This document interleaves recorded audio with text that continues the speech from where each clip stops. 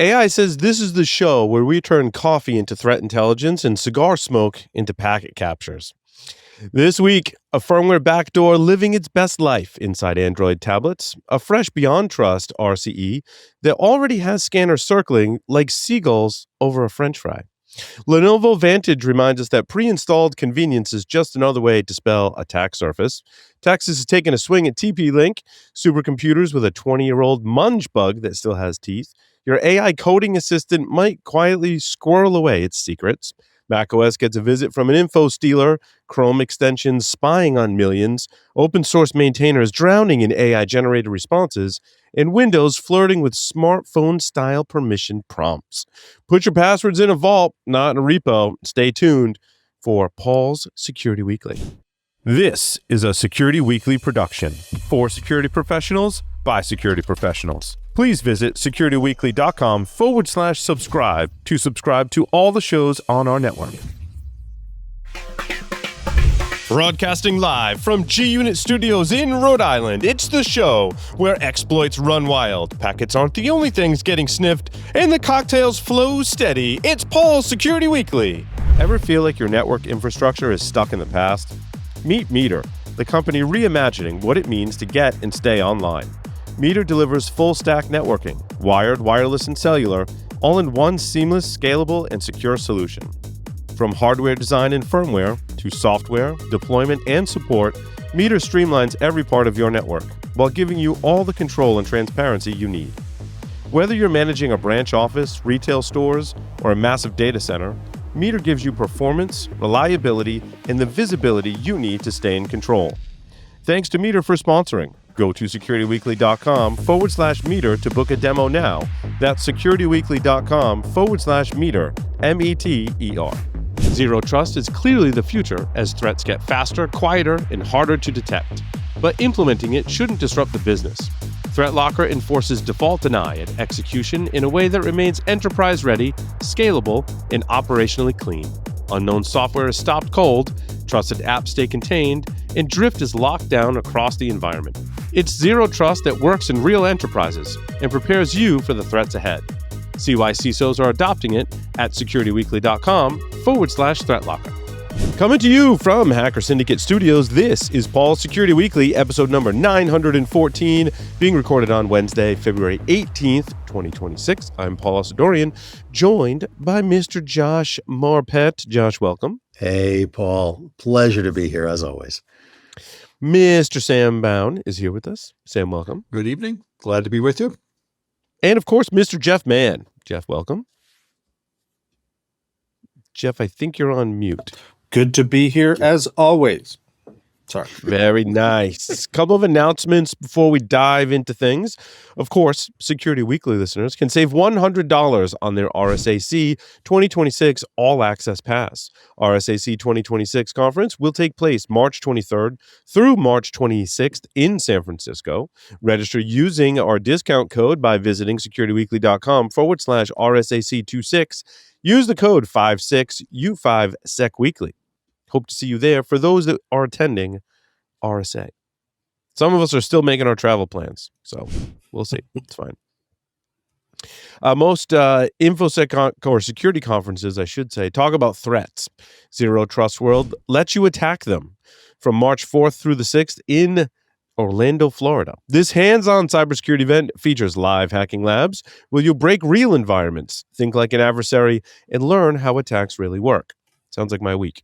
You'll also get expert sessions, real-world case studies, CPE credits, and networking with top practitioners. And yes, the Security Weekly team, at least some of us, will be there too. Don't miss it. Register today at securityweekly.com/ZTW. And I got an announcement today. I will be there. So if for no other reason, you guys should come hang out with me. Marcus Hutchins will be there. I messaged him today and said, dude, we got to hang out while we're down there. And he said, yes. Absolutely. And they announced the closing keynote will be none other than Adam Savage. Nice. So that'll be kind of fun. I just found that out, you bastards. That's awesome. They just announced it yesterday or today. Where do we want to start the show today? We I will. should do all Larry's stories because he's not here. Right. I know. I've been deeply involved with creating lab environments to attack things such as network edge devices. And I've learned quite a bit, actually, some of which I'll be sharing on the show in future episodes in technical segments. I'm using the Linux KVM, the Linux hypervisor. Always fun and interesting to wade those waters. Super powerful and amazing when you think about the possibilities to script, that kind of stuff. Really interesting exploits out there for certain platforms, and super interesting what attackers are doing with those platforms that kind of leaks into the news. I think some of us had, Jeff, did you have a story on the network edge devices? Or what? Actually, I think that was Larry's. Yeah, I think that was Larry's. That doesn't ring a bell. We'll save that for another time when Larry is back. I did have a story. My story number 7. Paul, you only have 8 stories this week? I know. Look at how, isn't that impressive? I kept it tight this week. Are you feeling okay? I know. Well, sometimes it's just a slow news cycle. So I did, my story number 7 is Google's Mandiant report. And anytime these come out, something that you should absolutely pay attention to. They're always well done. Typically they include IOCs. I would like to see them include links to like VirusTotal, where they have malware samples. As security researchers, and especially those of us researchers that are also funneling research into a product that helps protect people, we love things like IOCs. We love things like samples because that allows us to create better detections for things. This article talks about UNC 6201 exploiting, in this case, a Dell Recover Point virtual machine manager, which the vulnerability is like it's not weird, but it's a CVSS 10.0. It's basically there is hard-coded credentials on these devices. But I think the more interesting thing for me was talking about the threat actors and some of the Linux-based malware that they're deploying. So what I'm finding is Linux-based malware is deployed not to just like your standard Linux server. It's delivered to your Linux devices. It could be your Linux virtual machines. Not many of us are using Linux desktops, so I don't see huge amounts of campaigns that are targeting Linux. Despite your best efforts, Paul. Despite my best effort, like please give us some more malware, right? So they're most often targeted at network edge devices. In some cases, IoT devices, right? Make the distinction. Usually your Mirai variants are targeting more commodity, consumer-based IoT stuff. In this one, they talk about Brickstorm, which is an amazing backdoor that gets deployed to devices like this. Dell has appliances, or I've seen it on Cisco devices. So like Cisco FTD or Firepower Threat Defense are basically just Linux devices under the covers. Mm-hmm. You can go in there and you can type the command expert, and you're at a Linux command prompt on an FTD device and or VM, depending on how you've deployed it. And so threat actors are creating malware for it. And this one talks about a new malware variant called Grimbolt, which is a C# foothold backdoor compiled with .NET, native AOT, and packed using UPX, providing remote shell capability while sharing the same C2 infrastructure as Brickstorm. So, and they detail everything about it. Then this is also a common attack path that I've seen is the threat actors go after some kind of network edge device or some kind of, in this case, it was a Dell Recover Point device, but they're targeting some kind of VM appliance that runs Linux under the covers, right? We go back to my examples. TV boxes. I didn't provide the Linux operating system, but the vendor provided it for me. And so we saw Avanti endpoint in protection and mobility, EPMM. Their EPMM product was all in the news with vulnerabilities. I believe that's deployed the same way, right? Avanti controls the underlying operating system to allow you to use the application as an appliance that runs on top of that OS. And so threat actors will pivot from these devices that are typically exposed to the internet to be able to do their job. And a lot of times I'm seeing now, and this talks about UNC 6201, but in the article, they also mention it has close ties to UNC 5221, which is a prolific Chinese based threat actor group. And this one's targeting VMware infrastructure. So once they pivot in, and a VPN is a much better way to pivot in. What I'm reading is happening in these attacks is, there's some kind of authentication bypass or remote code execution for network edge appliance that runs an SSL VPN. And since an attacker has a foothold there, they're just like, oh, let me VPN use the device as the way it was intended, actually. Let me just VPN right into your network. Now I have access to the internal network. They will target Active Directory, but they also going after VMware. And because obvious reasons, what a great target, right? You've got an internal VMware ESXi or vCenter, and a whole bunch of stuff is running on that. So as an attacker, if I can implant in there, I think I increase my chances of getting at really good stuff, conducting ransomware attacks, infostealers, and the like. So, this was the interesting part too. It says threat actors create temporary ghost NICs, extra virtual network interfaces on existing ESXi VMs to pivot into internal networks. That's interesting too. So they're just leveraging the infrastructure of firewalls and VPNs and VMware to persist and move laterally inside the environment, which should come as no shock. Yeah. And I love it when you get these reports that are detailing everything that the attackers are doing. A lot of these reports have been very good recently. It's rather nice. The Mandiant ones, the Google Mandiant ones are awesome. Yeah. So I have questions. Or Jeff, go ahead. Yeah, go ahead, Jeff. I guess my first question is, you characterize this at the outset as malware. How is this malware typically being introduced to these types of devices? Because there isn't somebody generally logged on clicking on a link, is there? Great question, Jeff. So typically there, in a lot of these devices, as I said, there's Linux underneath the covers, right? Mm-hmm. You may get it like an access layer that like Fortinet, FortiOS, and Cisco iOS look like the same iOS that we've known and loved for some time. Below that, there's actually a Linux layer.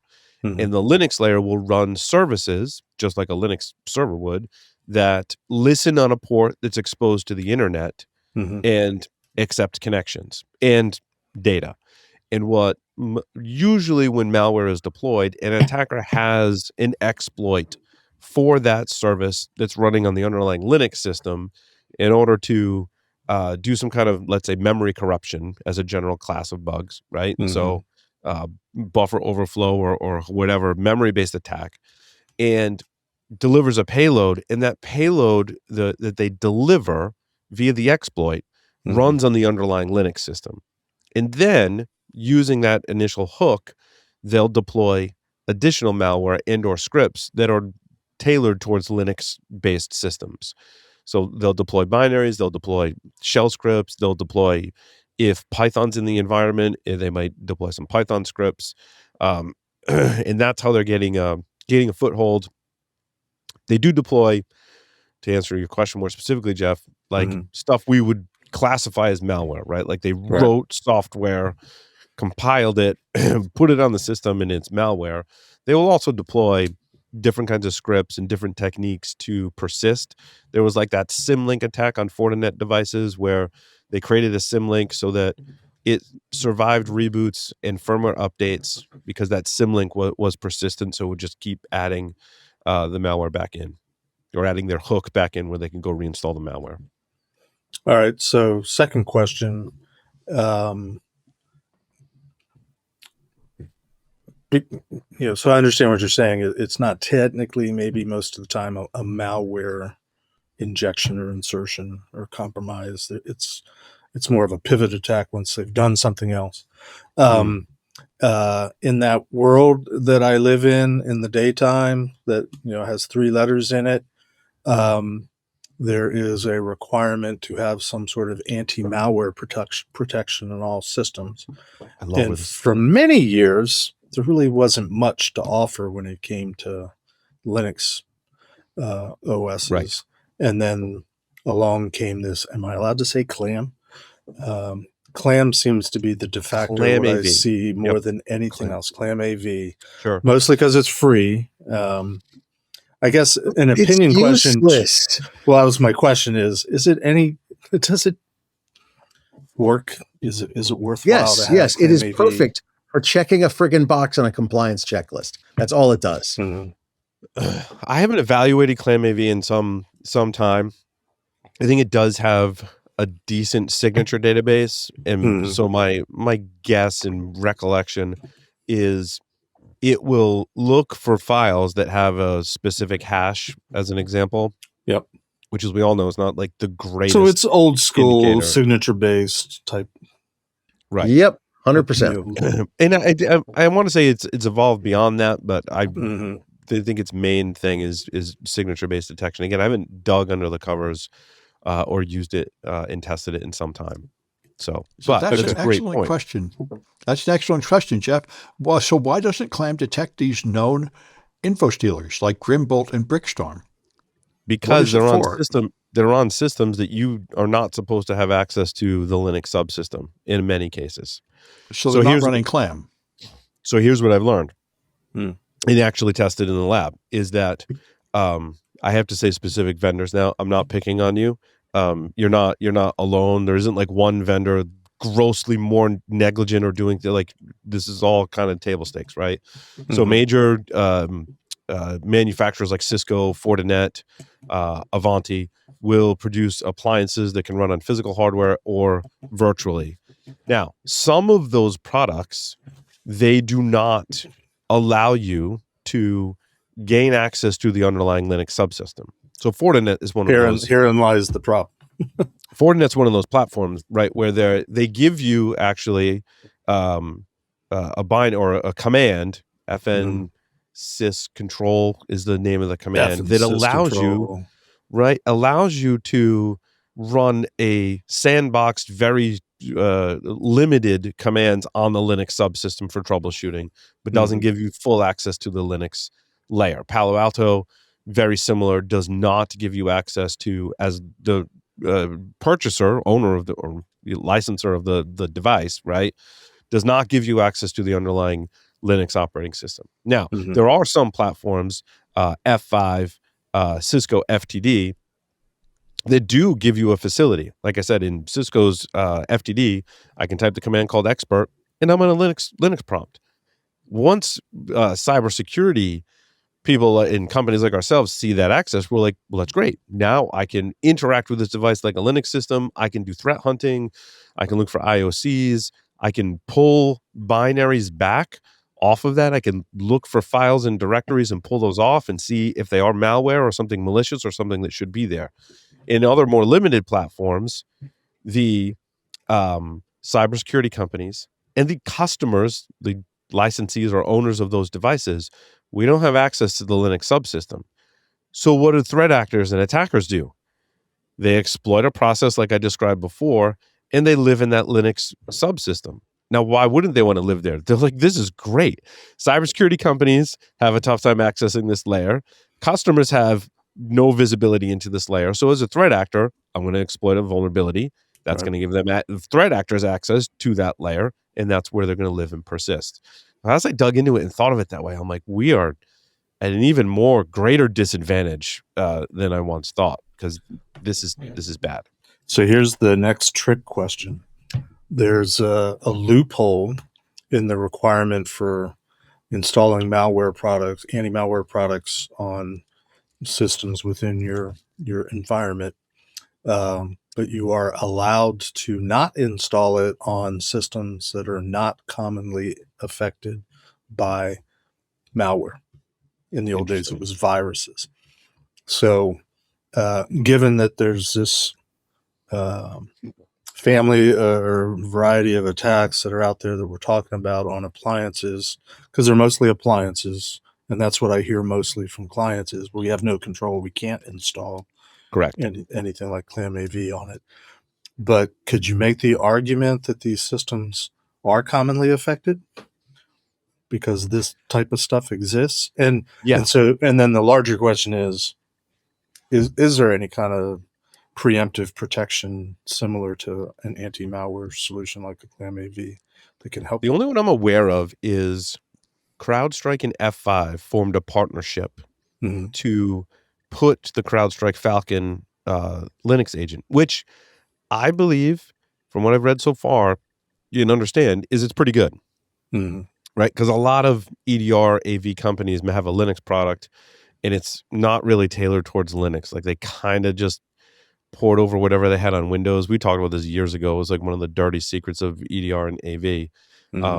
I think some companies like CrowdStrike, for example, have a much more mature product to protect Linux. In fact, I think last week I had a story we didn't get to cover, but CrowdStrike had a detection for web shells that when I read the article they published, I'm like, that actually looks really good. Like that's pretty cool, right? So that the F5 and CrowdStrike partnership is the only one I'm aware of. Okay. I would like to see more in that arena. Obviously, I also think that there's some support issues that as to like because you can really screw up your device if you have access to this layer, which is why support-wise they don't want you having access to this layer. But obviously, it ties our hands in certain areas, right? And putting something on there that is inspecting files and potentially like a traditional AV that would quarantine a file, that could be very problematic. And it could make your device not function, right? If that software malfunctions and quarantines a file that was, critical to the system or whatever. Oops. Oops. I actually know there was a CCDC that one of the challenges was that if you found, I forget how it was triggered, but if you found something and the malware, the custom malware for this CCDC was triggered, it would spam iCar into your registry, which would then have your registry quarantined. Oops. Which would do bad things. So, final question, more of a comment. I skipped through to the part of the article that talks about remediation, and all I'm seeing is here's what to look for in logs. That to me isn't remediation. And I don't see what it says about once you find something weird, what do you do about it other than delete it, back stuff out? What is the fix for this? Given that there's nothing that's going to detect it, so you have to manually go look for it is what I'm getting. Or maybe some of your log collection, log review tools can be tuned to look for this kind of stuff. But yeah, again, this doesn't give me a warm fuzzy reading this article. Good. Again, like our hands are tied, right? How do we do incident response when, for example, the mere act of like pulling a file off the system is not there, right? On these platforms. So without the ability to pull a file across the network, you're left with, if you're going to do forensics, you have to shut the device down. Then you have to basically hack it to get a copy, a block by block copy of whatever storage device, spy flash or whatever is on the system. Now we've done that before, but that's for security research. That's not operationally something that really scales or is recommended, or not great in practice either, because like I'd have to take the device offline, right? Right. Just try and image it. Well, I've said this before, but I really think we need white allow listing. They should not let anything run on that device that isn't signed by the manufacturer. Yeah, I mean, the problem is I can still live off the land. I mean, I agree with you, Sam, that that's a great step in the right direction. The problem is if there's a listening service. So the one on Fortinet, for example, is SSL VPND. And once you are in control of execution within that binary, I'm not changing that binary. I can inject inside of memory and tell it to run a program. And on a lot of these devices, Fortinet specifically, if you look at the exploits and the resulting payloads, for example, one of the ones that I have working in the lab is it spawns a Node.js shell. So exploit the running service. My payload says, hey, create a reverse shell, connect back to me, and basically use Node.js to shovel me a shell. And what I get in my callback, my Netcat listener, is a prompt It's like, hey, you're running Node, right? So now I'm running Node on the system, and now I can enter any JavaScript commands or code that I want, and it will execute on that system. So I can tell it to run, whatever I want on that system. So it's not. And that doesn't involve launching a new process. No. Yeah, I confess I should know the answer to this, but I think most of the appliances that fit into this category of device that we're talking about that I look at in my assessments, I'm only looking for logs coming off of whatever the overriding application is, what the appliance does. I don't know that they generate system level logs, syslogs at the OS. Yeah, level I haven't dug really deep into the logging in some of these devices. There are facilities and commands to configure logging, to review logs, and that is, the next best thing. Take all the logs off of there. There are some other debug commands. One I was looking at can list like the crash dumps that happened on the system. So if something actually crashes in Linux from that higher layer, you can say, show me the crash dump. And it'll actually show like the VPN service crashed on one of my devices. I'm like, well, that's not great because that's showing that an exploit probably failed and crashed the service. It wasn't a successful exploit.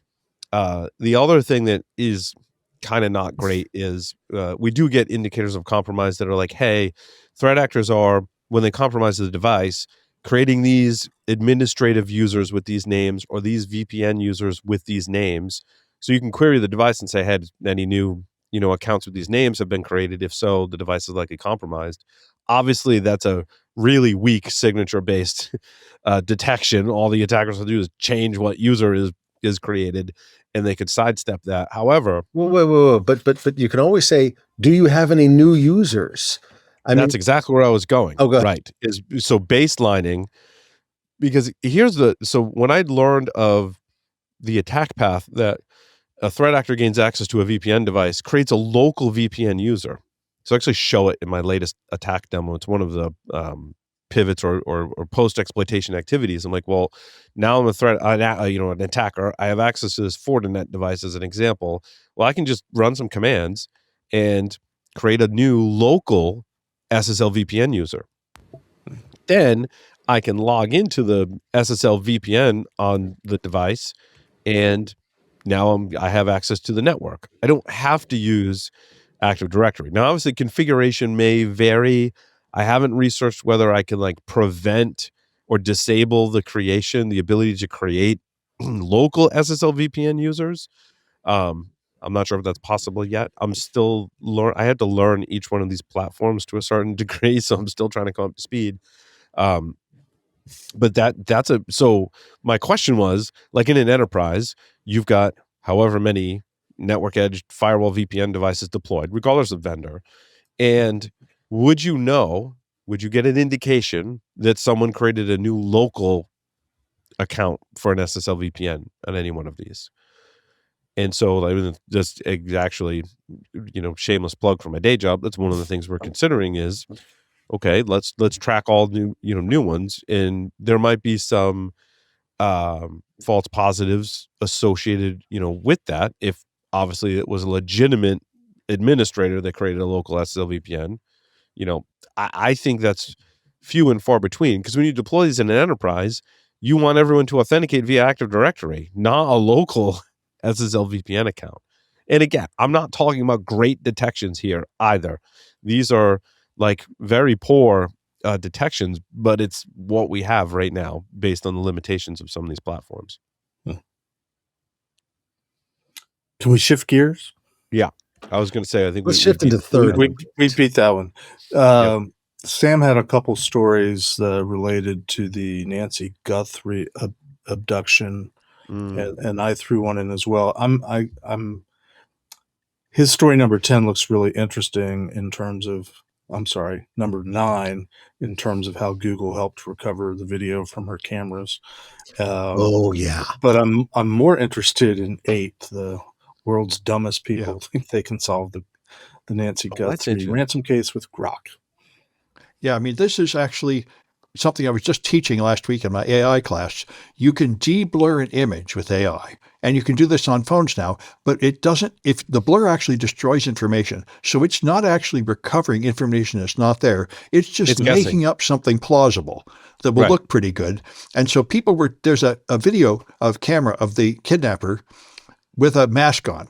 And people are just feeding into Grok saying, hey, Grok, remove the mask. Okay, it removes the mask and shows you a face. Yeah, they say, but it that's doesn't the really guy. know. But it doesn't really know what It the face looks like underneath the mask. Yeah. So there's actually an old joke that's related to this. Yeah. There was a guy that said, hey, my wife passed and this is the best picture, but I don't like that hat. Could you take it off? The guy goes, yeah, I can take it off. What color was her hair? You'll see it when you take the hat off. Right. That's right. That's right. And in AI, you'll see some hair there, but it doesn't know what the right color is either. It'll still make it look good. This is the fundamental problem with AI. It doesn't have an answer called I don't know.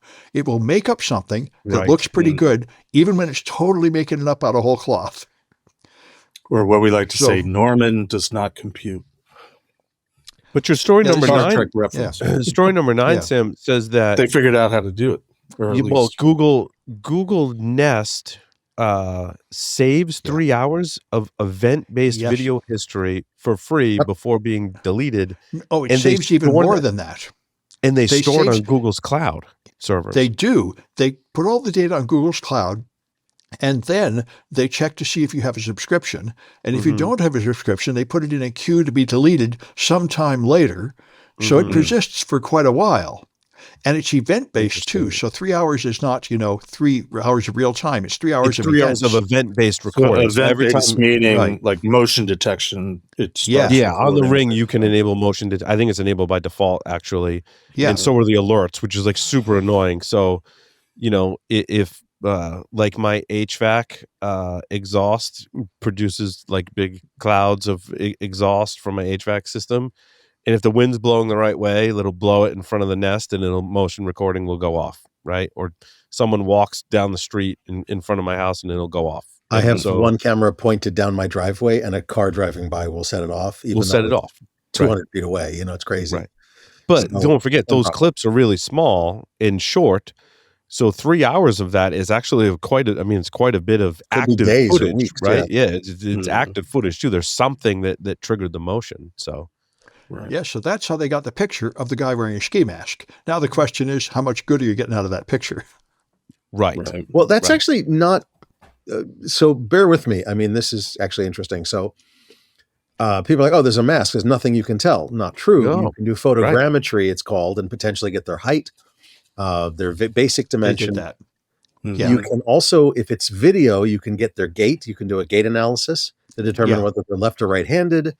But much like we look at security incidents, any other indicators, right? I saw people talking about what kind of backpack was that? Is it pants, shoes, whatever information you can get from that potentially could help the investigation. Yep. So, well, this is why I think we have to go to Jeff's last story with, Marine veteran. Oh, come on. Yeah. I wanted to start with Marine veteran and make people guess. I've been following. They reference Dave as the NSA hacker, which is hilarious. Right. This was but that was a long time ago. I haven't seen him often referred to as Marine veteran. Well, that's why I picked this. They're both accurate headline. Yeah, I mean they're both accurate. But I've been seeing him post, I guess, on Facebook for the last week or so. I assume you guys did too. What he was doing originally was sort of hypothesizing, hey, the heart monitor, pacemaker. Thank you. I need a pacemaker in my brain. It was I remember hearing early on that it had detached from her phone or something like that. But he's like, but it still emits a signal because it's looking to reconnect. Why aren't they looking for that? So he wrote code to do it. And then he was all excited a couple of days later. Hey, I've talked to law enforcement and shared my information. They're looking into research. And then they're like flying around in helicopters. And somebody said, why aren't they using drones instead? So really cool stuff. You can put on a drone or a helicopter. I think the medium it's on, it will go on either type of device, right? Well, I think what I found is that interesting, drones though, could go more places and get closer without it's funny though. interfering with stuff. I know Dave really. I've known Dave for a long time, and I also know Dave's code because Dave has produced a lot of open source code. I mean, much to his credit, right? He shares a lot of his code with the community and has for a really long time. And so when I looked at the code that he posted, I was like, Dave used AI for that. And I'm not knocking Dave in any way, shape, form, or fashion. In fact, I mean, the fact that we're friends, we were like, well, you wouldn't knock him anyway. I don't care who it was. If it was someone I didn't even know, and I realized that they used AI to create this, I'd be like, good for you, right? This is a time-sensitive situation. The faster you can get the detection code out there, the better. And if you're going to use AI to do that, Claude Code would knock it out of the park. Where I was like, oh, like it was like why didn't I think of that? I would totally pull in. I've actually worked on Bluetooth discovery code before. I pull in a bunch of repositories, and I tell Claude, like, hey, here's some examples. I want to do this. Like, go and write me some code. It could do that really well because there's so much code out there already to analyze Bluetooth. The code to do that is already out there. The Blue Sniper rifle. Do you remember that? I wrote some crappy code myself to do it. Larry, Bill, and I, all of us worked on code to detect Bluetooth trackers like AirTags. It is. I mean, the code's not that complex, but I mean, we didn't have to. I mean, Larry understands the Bluetooth protocol. Well, that's why I'm bummed that Larry right? isn't here tonight to get into more of the mechanics of what Dave's doing and how the pacemakers work. And right. It's a Blue Sniper rifle. It's scanning across the entire Bluetooth range, but with probably a Sena UD100, I think it is, or D100 adapter, which with the right antenna, because it has an external antenna. So you can change the antenna. I have several Bluetooth BLE low energy devices that have antennas. I mean, your flipper you could do it on a flipper 0, an ESP32. I mean, I've got a ton of devices that can do this. Absolutely. And do this. Like, the code that we wrote for discovering AirTags is probably pretty similar to what Dave implemented to discover a pacemaker, because you're looking for how it sends the messages in artifacts in the messages that identify it as that device. That's how we were like, oh, there's a new AirTag because it broadcast a message, and that message matched the string matching that we had in the code. And so that's what Dave coded. I mean, it's awesome. Like, again, I think using AI for this, absolutely the right answer, right? Because we need something fast.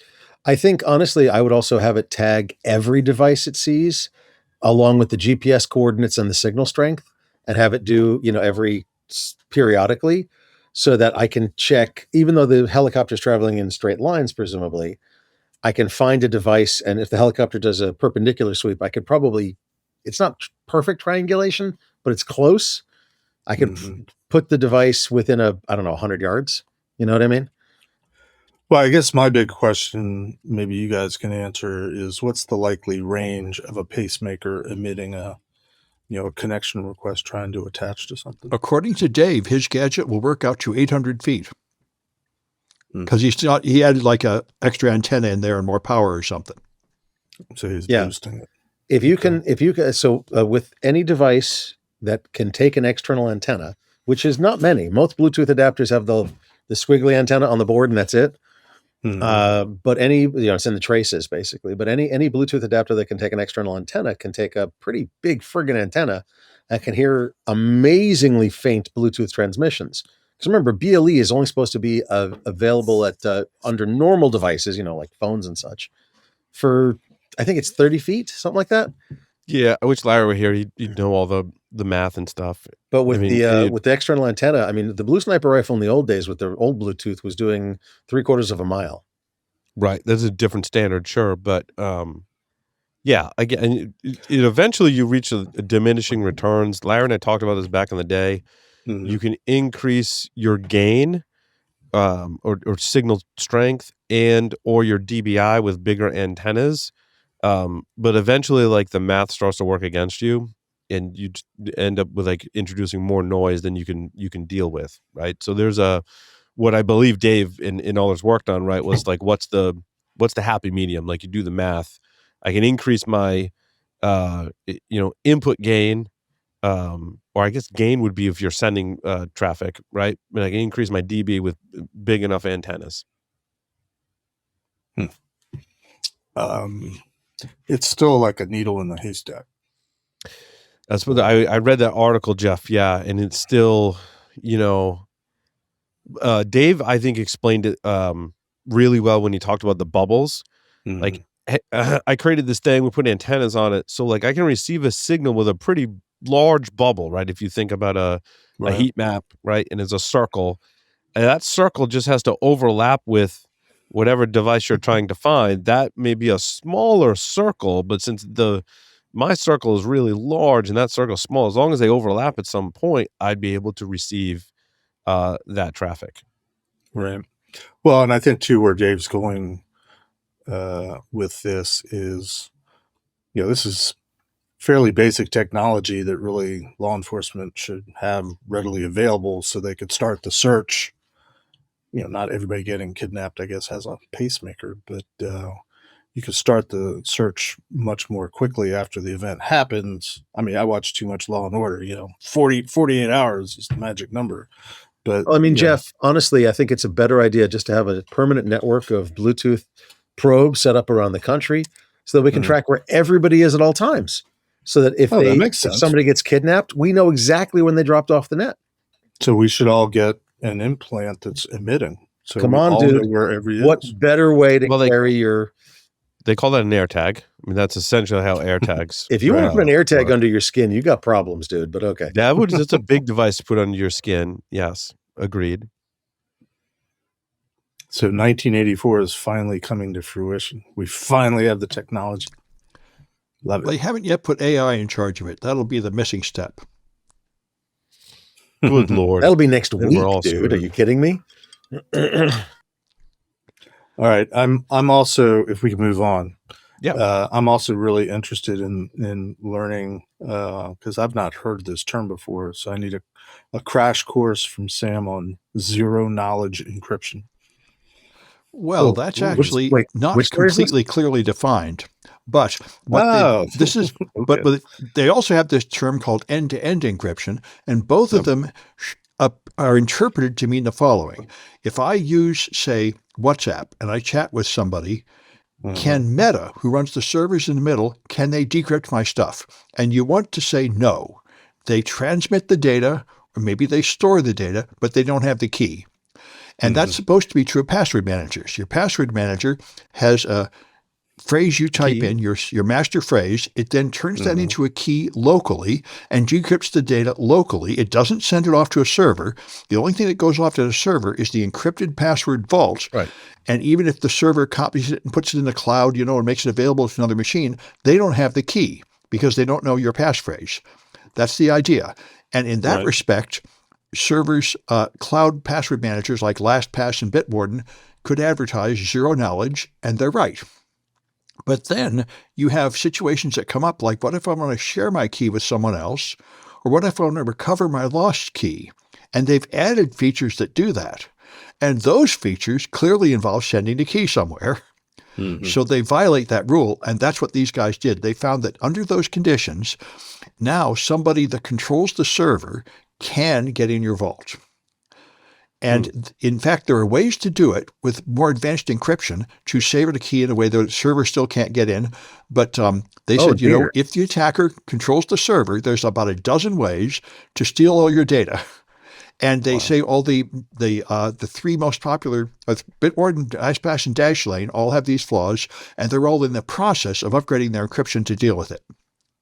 Yeah, they found 12 attacks against Bitwarden, 7 LastPass, and 6 against Dashlane. That's terrible. Yes. Well, yes, but so hold on. One password. These aren't flaws. These are features. They've built one password isn't in this list. Is one password safe? Yeah, they only tried these three because these three had source code available, so they could scan the source code. Oh, interesting. I didn't. Speaking know of that. one Very password, likely all the others are vulnerable too, because they haven't thought about the threat model of what if the server is malicious. But that is the whole point of this zero trust promise. Even if we tried to steal your data, like we got a court order, we wouldn't be able to get it. That's what they promise. And unfortunately, that is not true. it's the problem with letting marketing define cryptographic terminology. Well, also, I think it's a real Exactly. kind of usability. I mean, the original product, there was no way to recover your lost password. And then, of course, in real business terms, you can't put up with that. Customers really need to recover their lost password. That's a feature you need. So they'll add that in, and then they'll try and somehow handle the encryption, but that's now a hard problem, which they did not solve correctly. You know, it's interesting that the original product is secure, at least semi-secure, and it's the additional features that's mandated by the users who are trying to prioritize usability over security that are introducing the problematic issues. Yeah.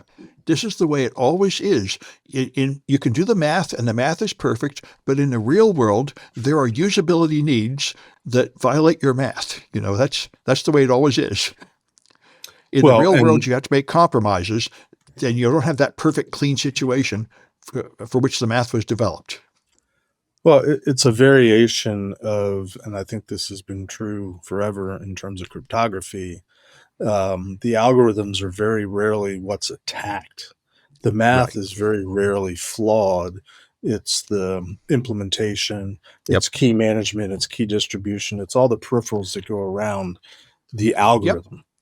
The algorithm itself is sound. Yeah, just building something in the real world is never in that perfect environment that your math lives in. Yeah. You mentioned 1Password. Somebody did. Josh did, I think. I don't know if you guys saw, but our old friend, the original host of Application Security Weekly, Keith Hoodlet, just announced he's going to work for 1Password. Oh, good for him. Yeah. That's lovely. And he's going to be hiring. So if things don't work out at Finite State or any other place you're applying, Josh, and I don't know if I was supposed to say that on air. Any of us looking for jobs, look up Keith. Edit that out later in post. Well, is it right if I keep going? You only have a few stories, Paul. So keep going. No, keep going, going. man. Go for it. I was gonna put a story up about the Texas Attorney General going after the company Conduit. I'd mentioned Conduit a couple of weeks ago or a month or so ago, that they'd had a compromise. It just keeps growing and growing and growing. You know, their customers losing lots of healthcare data and stuff like that. So apparently, the Attorney General in Texas is going after them, filed suit against them. I decided not to beat up on them, but then I saw Sam also had a story about Texas going after somebody. So my overarching question is, what's going on in Texas? So what was the original thing that Texas was going? Because they were going after TP-Link, but that's not what you were referencing, Jeff, right? No, there's a company called Conduit that does a lot of outsourcing of a whole lot of different they're an IT outsourcer, application provider. I don't know what official category they in, but they run like Easy Pass up and down the East Coast. They're the actual integration company and manage it all. And they do a lot in healthcare and a lot of other things. They've been in trouble for the last, 6 months or so, because there was a breach of one of their clients. I think it was a healthcare client or two or three. And we talked about it. I had it as a story some months ago. And then, a couple weeks ago, they discovered that there was even more data compromised than they initially thought. And then they're slowly owning up to it. And then I saw an article from this week that the Attorney General from Texas filed suit on behalf of, the healthcare client that I guess is headquartered in Texas against this company Conduit. So the hits just keep on coming. And then I saw the TP-Link thing so like Texas is all of a sudden going after. Was it not yours? I forget where I saw it. But it's Paul's number 4. Oh, Paul's number. All right, Paul. Then you talked about it. Yeah, I was going to say, I don't know if I saw Sam add that story. I'm sorry. I saw the story. I misspoke. No worries. So it's interesting how, I kind of know why folks are picking on TP-Link. But why Texas all of a sudden? But like, why TP-Link? Why Texas? Right? Because there's obviously a lot of other states in a lot of other countries that could go pick on manufacturers for poor security practices. TP-Link isn't alone in producing hardware and or software that has vulnerabilities. In fact, I think everyone that produces hardware and or software has succumbed to vulnerabilities at some point in time, right? Ones we know about, and maybe some we don't know about. And again, I'm not sure why it's Texas. I understand, but like if you look at the surface, you're like, why Texas? Why TP-Link? Because there's a lot of different scenarios where this exact same thing could play out. So Texas has filed a lawsuit against TP-Link alleging deceptive practices because their products say, quote, made in Vietnam.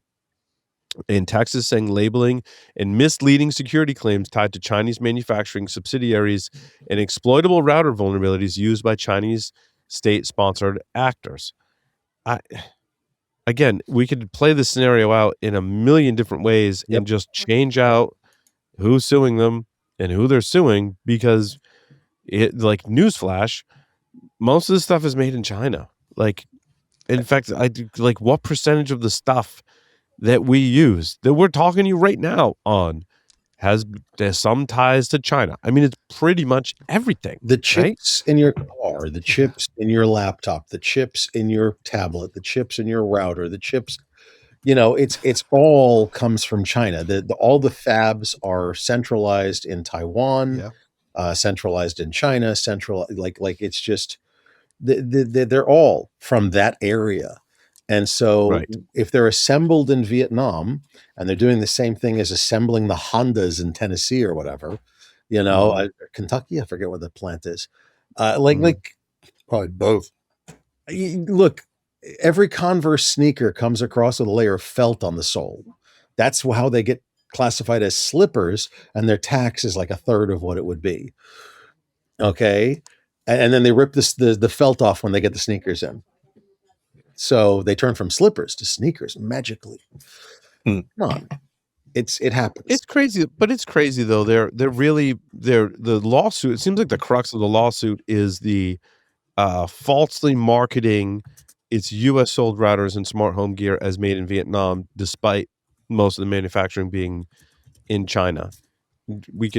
I don't think that's, of all the issues that we have that we could bring to light and file lawsuits and shine a spotlight on, TP-Link's routers maybe are one of them, but it's not high up on my list. We started this show talking about what I think is one of the top challenges we have in cybersecurity today, and that is on the enterprise side, we're buying gear that doesn't give us the appropriate visibility to be able to protect the devices that we're putting in the enterprise from major manufacturers that are huge publicly traded companies like Cisco and Fortinet and the whole list. So I was like, if we're going to spend effort like highlighting an issue, throwing lawsuits around, like, can we go there? Can we have a conversation about what we do? Maybe we need to do some education of our legislative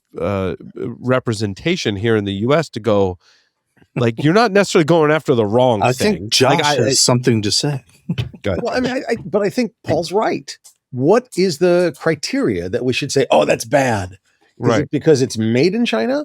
Is it because it has malware on it? Is it because it's got security vulnerabilities? It's because, what are the criteria? Like let's widget company X, I don't care. Okay. So widget company sources its chips from China sources its chips from Taiwan, sources its case from China, sources its electrical plug, the cord, the cable that comes with everything, from Thailand, I don't know, whatever. And then puts all of that together in Tennessee, back at Tennessee. I don't know. I think we're going on vacation there this year. That was a song, Tennessee. Where is that made? And what sanctions should be against it? And I see where you're going, Josh. You're going to the H-bomb discussion which would provide manufacturers a facility to declare all of those things and say, well, this is where I sourced this from. This is the history of how this device was put together. And, right? and then you Which add to that. it has merit. It has merit. I'm Yeah. not disputing that. It has merit. And then you add to that the S-bomb, the F-bomb, the firmware bill of materials, Right. and the C-bomb for cryptographic bill of materials. And you know what? You've got what I'm calling a provenance pack that tells you everything you need to know about where everything came from. And if in that S-bomb, it says, oh, we're using this code from these open sources and this glue code and blah, blah, blah, and you find malware on that device, you can trace that sucker back.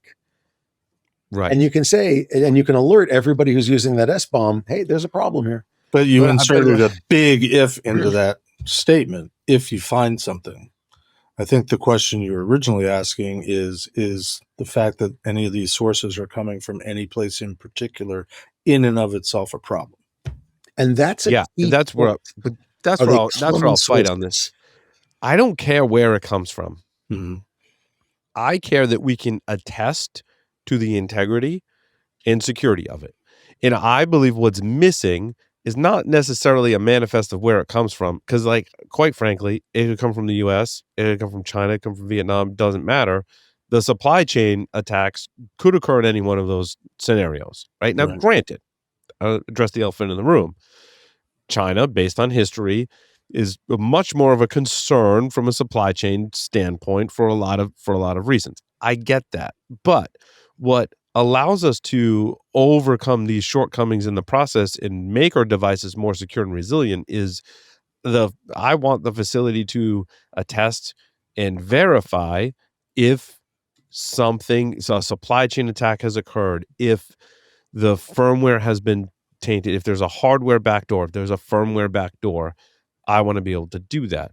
The major problem in my mind, and I'm biased in this, but the major problem is our lack of ability to attest to these things. The manufacturer can attest all day long. I don't trust it. I mean, I do as much as I could trust it, but in order to trust it, I have to validate and verify it. And if I don't have the facilities to do this, for example, if I'm not able to obtain the official firmware or software that should be running on the device, then how would I attest to it? And this is a problem you've heard me talk about before. Myself and my coworkers are kind of upset about this state of the world right now, in the fact that if we can't get from the manufacturer the official firmware, I can't tell you as the customer that you're running something that is deviated from the official firmware. And manufacturers more and more are hiding and in protecting that intellectual property. Where I can't get that firmware, a lot of manufacturers also encrypt their firmware. Now I can't reverse engineer it to find any vulnerabilities or look for backdoors in it when it's just the firmware file, right? So what do we need to do as an industry to allow the consumers of these devices and systems and software to attest and validate that what I'm running doesn't contain backdoors, malware, or hasn't been tampered with? Well, Paul, I don't think the consumer can do that, but I think a third-party company like yours should do this. Oh, great. There ought to be somebody that can do an external audit and certify, we tested this product and it's not got a backdoor in it. That would be worth paying an extra price for the product to do that. Is there anybody doing that? It has to be It has to be continuous, though. So I agree. A point in time assessment is great, but it has to be continuous, right? Like, new firmware goes out. I need a copy of that firmware. Now I've got a hash of that firmware. Now I go, oh, your device is running that firmware. Doesn't match the hash, that I have. Do the binaries match the hashes? So people would pay more, maybe even pay a recurring subscription fee to get products that are being tested by some independent third party you trust. Wait, stop. I hear you, Sam, but I want to push back on you slightly, okay? Is it the product or the product and the company, the manufacturer, that you want tested? Let me explain what I mean. I want to test the product. Absolutely. I want to make sure that nothing's been injected into it, maybe even after it left the factory, the manufacturer. Okay, cool. But don't I also want to check that the manufacturer has decent security, that the manufacturer is doing things properly? So I think that ideally we want to check the product, and that would be some company like Eclipsium or Finite State or whatever. And then it would be checking the factories, checking the manufacturers, checking the code development, the hardware. That goes back to the S-bombs, H-bombs, and the provenance pack to tell you where it came from and how well they did their crap. Sure. And, this is what compliance frameworks were supposed to do. Ta-da! And that's essentially what we want. We want some kind of label that you can put on it that involves some external test that it isn't making like the top 10 mistakes. And that would be worth paying extra for. Mudge and Sarah, his wife, who are lovely, lovely people, were supposed to be building the Cyber UL. Yeah. And I don't know whatever happened with that. I need to call him anyway, actually. I think I'll call him in the next It seems like an open place in the market. Somebody could make that company. And if they did it right, it would be adding real value to the security ecosystem. See, but we'd have to gain the trust and partner with the manufacturers to get access to their firmware, their signatures. Right. That's right. That's why you'd only be able to do it for manufacturers let you see the source code, for example, and then you'd only say only these products are certified safe. The other ones are cheaper, but we can't audit them, so we don't know. I don't need to see the source code, though. That would be too much of an intellectual property. Okay. Yeah, I just need to see the firmware or the images. But maybe you also need to see the corporate structure. And the images. Yeah. Well, you decide what you need to see, and then you say, these manufacturers have given me enough that I can certify that the stuff is safe. These manufacturers have concealed something from me, so I won't testify for them. But also, from a third-party validation standpoint, Sam, we could do something like you've proposed in the past, like, hey, this device runs, this firmware has these files. And when we have the data, and my day job is an example, right? And anyway, this goes back to like Tripwire. Like, I looked at your firmware. I looked at what was running on your device, and I looked at all the binaries in the firmware, and I looked at the binaries on your device, and I'm starting to do a comparison. And like, wait, this binary from the firmware you're running is different from the binary that's actually running on your system. We should have a facility to do that. I mean, that's largely what we try to do at Eclipsium. We do that on certain platforms. UEFI is one of them. Network edge devices is another. But we can only do that if we have all the information. Well, I think somebody should do it. Somebody should. I would trust a device a lot more if a company I trust had really done an external validation of its security. And I would think for like critical infrastructure and government and stuff, they'd cheerfully pay twice as much for a product that had that assurance. In the old days, we called it IV&V. Are you guys familiar with that acronym? Would you, though? Would you pay more? Would companies pay more for that attestation, for that? I think they would, and before long, you'd require it as part of the certification. I think a part of the compliance framework. Right. Yeah, I think who pays for it and how you bundle the cost into it is slightly different from companies would be willing to pay. I don't know companies that would be willing to pay for that because in my experience, companies just want the cheapest that works. That's where I was going, Jeff. Yeah. But I'm not sure, Paul, you said all you want is the firmware. Is your intention to just set the firmware up and monitor it for some period of time to see what it does? Or are you going to try to break into it and reverse engineer it and tear it apart and see how it works? Well, in certain scenarios, the firmware is a representation of what should be running on the device. Mm-hmm. So I don't necessarily need to do anything with it other than analyze it to fingerprint it. Right. Mm-hmm. Then I fingerprint what's running on the actual system, and then I just compare it. Like our integrity, when we talk about there's an assumption that the firmware you're checking is original and trusted and correct and correct hasn't been tampered with. Right. That's why these arguments don't go anywhere, or discussion points don't go anywhere, because you can introduce so much and it's so many different places.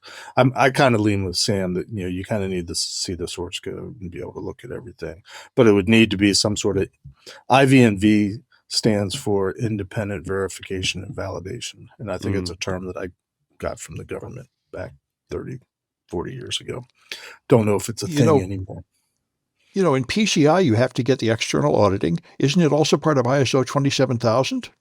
Isn't that the purpose of this stuff? Maybe I don't. I'm a one-trick pony. All I do is PCI. But PCI is a good example. You have to be inspected by an external auditor or you don't pass. Yep. And there's no reason it couldn't be that way for your router and your firewall and stuff too. It's supposed to be because your router and your firewall. In an enterprise situation, let's be clear, not a home situation, but in an enterprise situation, your router and your firewall should be under some form of regulatory scrutiny. Now, in some places that's true, in some places it's not. Like, for example, PCI is for merchant processing credit payment card, and there's FDIC and FFIEC and FINRA and FinCEN that are for financial institutions that are depositor institutions, okay, or broker traders.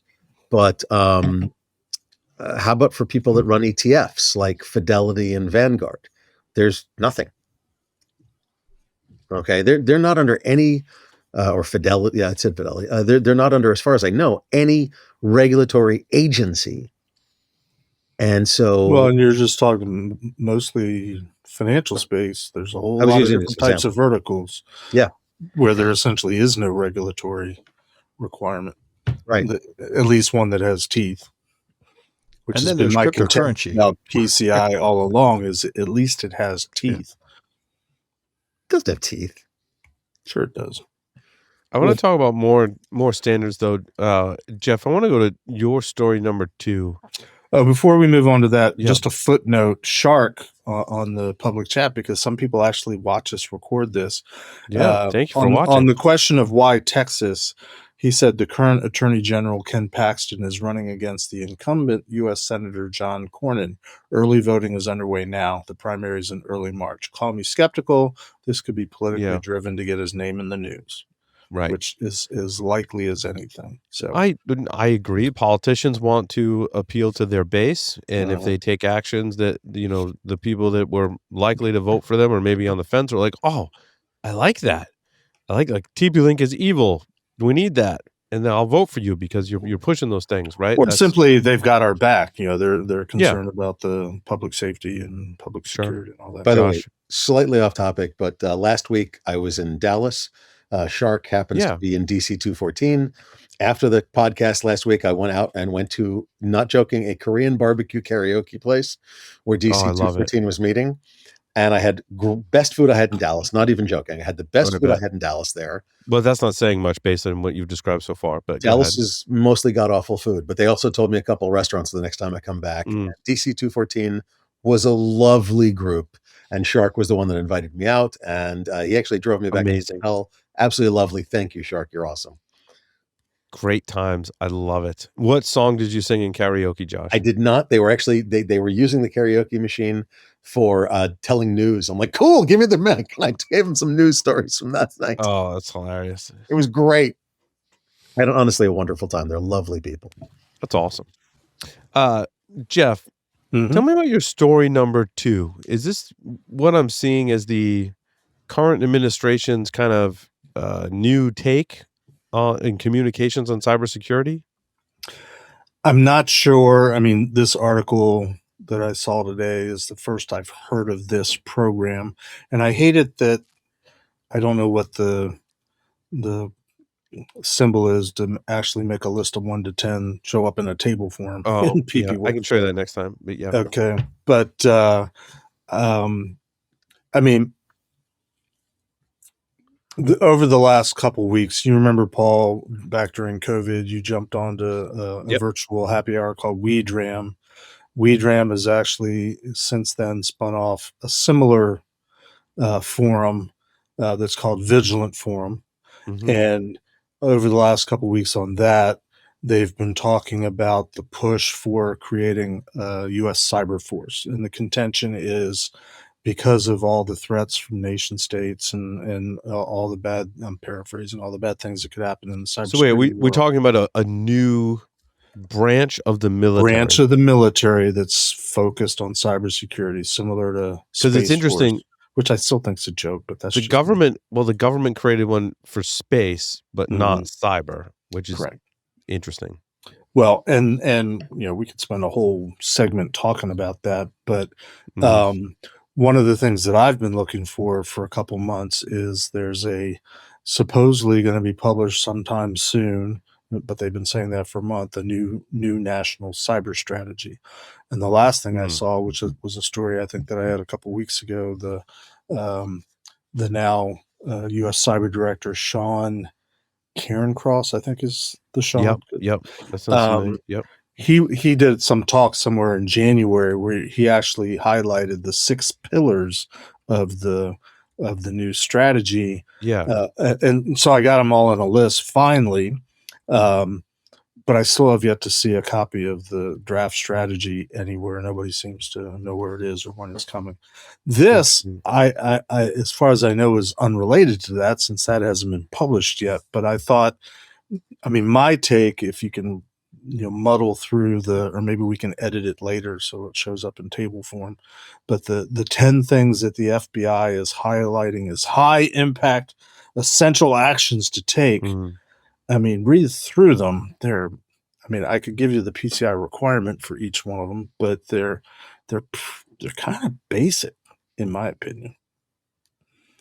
Yeah, I mean, I didn't read the details, but just based on your list, right? Adopt a phishing resistant authentication to stop credential theft. I mean, that's implement multi-factor authentication. Right. Sure. Table stakes. Implement a risk-based vulnerability management program. I could debate the order because I'm not sure. And I don't know if they're in any particular order. Yeah, but I don't know, the impact for me on implementing a risk-based vulnerability management program. And again, Jeff and I worked in vulnerability management for quite some time together at the same company. Yep.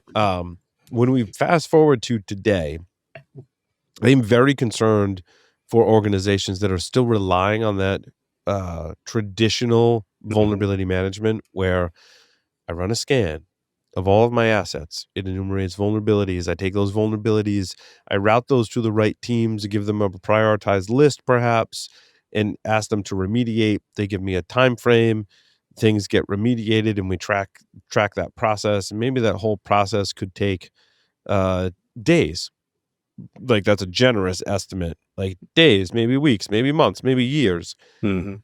When we look at, and we're closely looking at this in my day job, the time to exploitation of network edge devices as an example. Many of them are exploited as 0 days.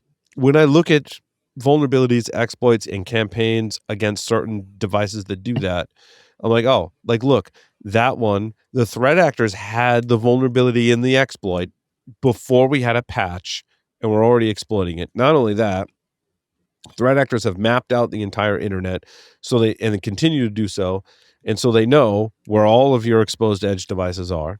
And when they get a 0 day, they exploit it. So if you're and then if you say, okay, well, there's nothing I can do about 0 days are hard. Fine. If you look at, and there are multiple sources, I think we have them in our decks, actually. One of them comes from a cyber insurance company, which is interesting. If you have a network edge device, SSL, firewall, VPN appliance, the number or the amount of time that goes by from when a patch is released to when you start seeing threat actors exploit it, not as a 0 day, but a patch has been released, is like 0 days. So like the day the patch is released is the day that exploits are getting thrown at your device that's already exposed to the internet. So in my mind, traditional vulnerability management program is not really helping you in today's threat landscape. Well, so I'm trying not to get emotional, but I've been doing PCI. We're all remote. We can't even hug each other, but I know, virtual hug. I've been doing PCI for 23 years. It was published in 2004, so going on 23 years. From the very beginning, it had 6 sort of major categories. There's 12 major requirements, but 6 goals. I think security goals is what I think they used to call them. They have one that's labeled implement a vulnerability management program. Sure. To this day, that comprises requirement 5, which is the antivirus, now anti-malware requirement, and requirement 6, which encapsulates having a way to detect vulnerabilities and acting upon them, having a risk ranking that's based on your own circumstances, doing secure software development, if you've got applications in your environment that you're developing. 6 has always been kind of a weird mishmash. And to have a change management process, so you're controlling what's getting put into your environment. That is the extent of vulnerability management in PCI speak. The scanning comes later in requirement 11, which is in the category of have a security program. Right. It's companies like the one that we used to work for that have promoted, and the whole industry has bought into the idea that vulnerability management starts with a scan. And I've been pushing back on that for 20 some odd years. Now, in version 4 of the PCI standard, they actually have an explicit statement, finally, that says in requirement 6, when you're having a vulnerability discovery program and having multiple methods of discovering vulnerabilities, they explicitly state you can't rely, I'm paraphrasing, you can't rely on a vulnerability scan to meet this requirement. I'm like, thank you. I mean, it had to be said explicitly, because everybody's been I would use the term indoctrinated, and it's from the major scan vendors, and it's grown from there. But, public service announcement, your vulnerability management program should not start with a vulnerability scan, because of what Paul is describing. You've already lost if you're relying on however often you do this vulnerability scan, quarterly, monthly, weekly, daily. You shouldn't really have to tell you what you have. The stuff is already out there. Yeah. Yeah. It's why I like Run Zero. Right. And HD is trying to flip this model on its head. And it's one reason why I like the approach of continually tell me what I have. I don't care if it has one vulnerability, 100 vulnerabilities, or whatever it is. I need to know that I have Fortinet firewalls and a list of like those IP addresses. That's what I need to know. Yeah. And then I need to know that the team that is managing those firewalls, one, knows about all of them, and two, has a program in place to patch that stuff and remediate stuff as quickly as possible.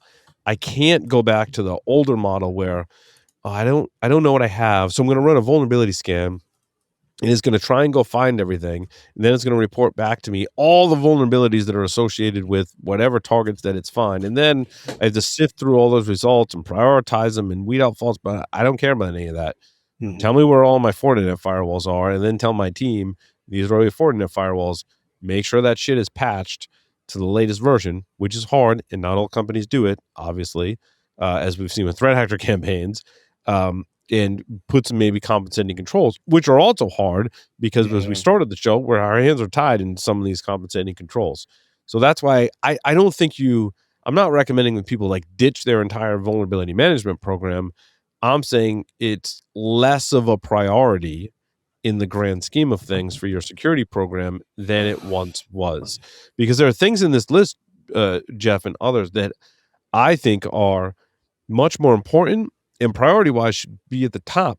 Track and retire end-of-life technology. That's one thing that I think stuff like Run Zero, however you're implementing it, go find the stuff that is end of life. That's your number one priority. I don't care about vulnerabilities, how many vulnerabilities you can enumerate on it. It doesn't matter. I just care it's that, and it's that version, and it's not supported anymore. That's your number one priority. Go get rid of it. So it's interesting you bring that one up, and I agree with you.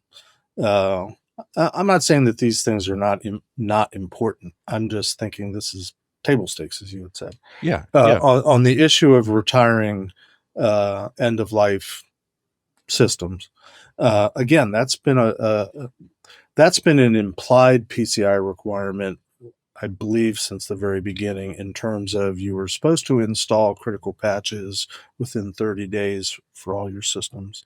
And smart people figure out, well, if you're not getting updates, you're not getting patches, therefore you need to retire this stuff.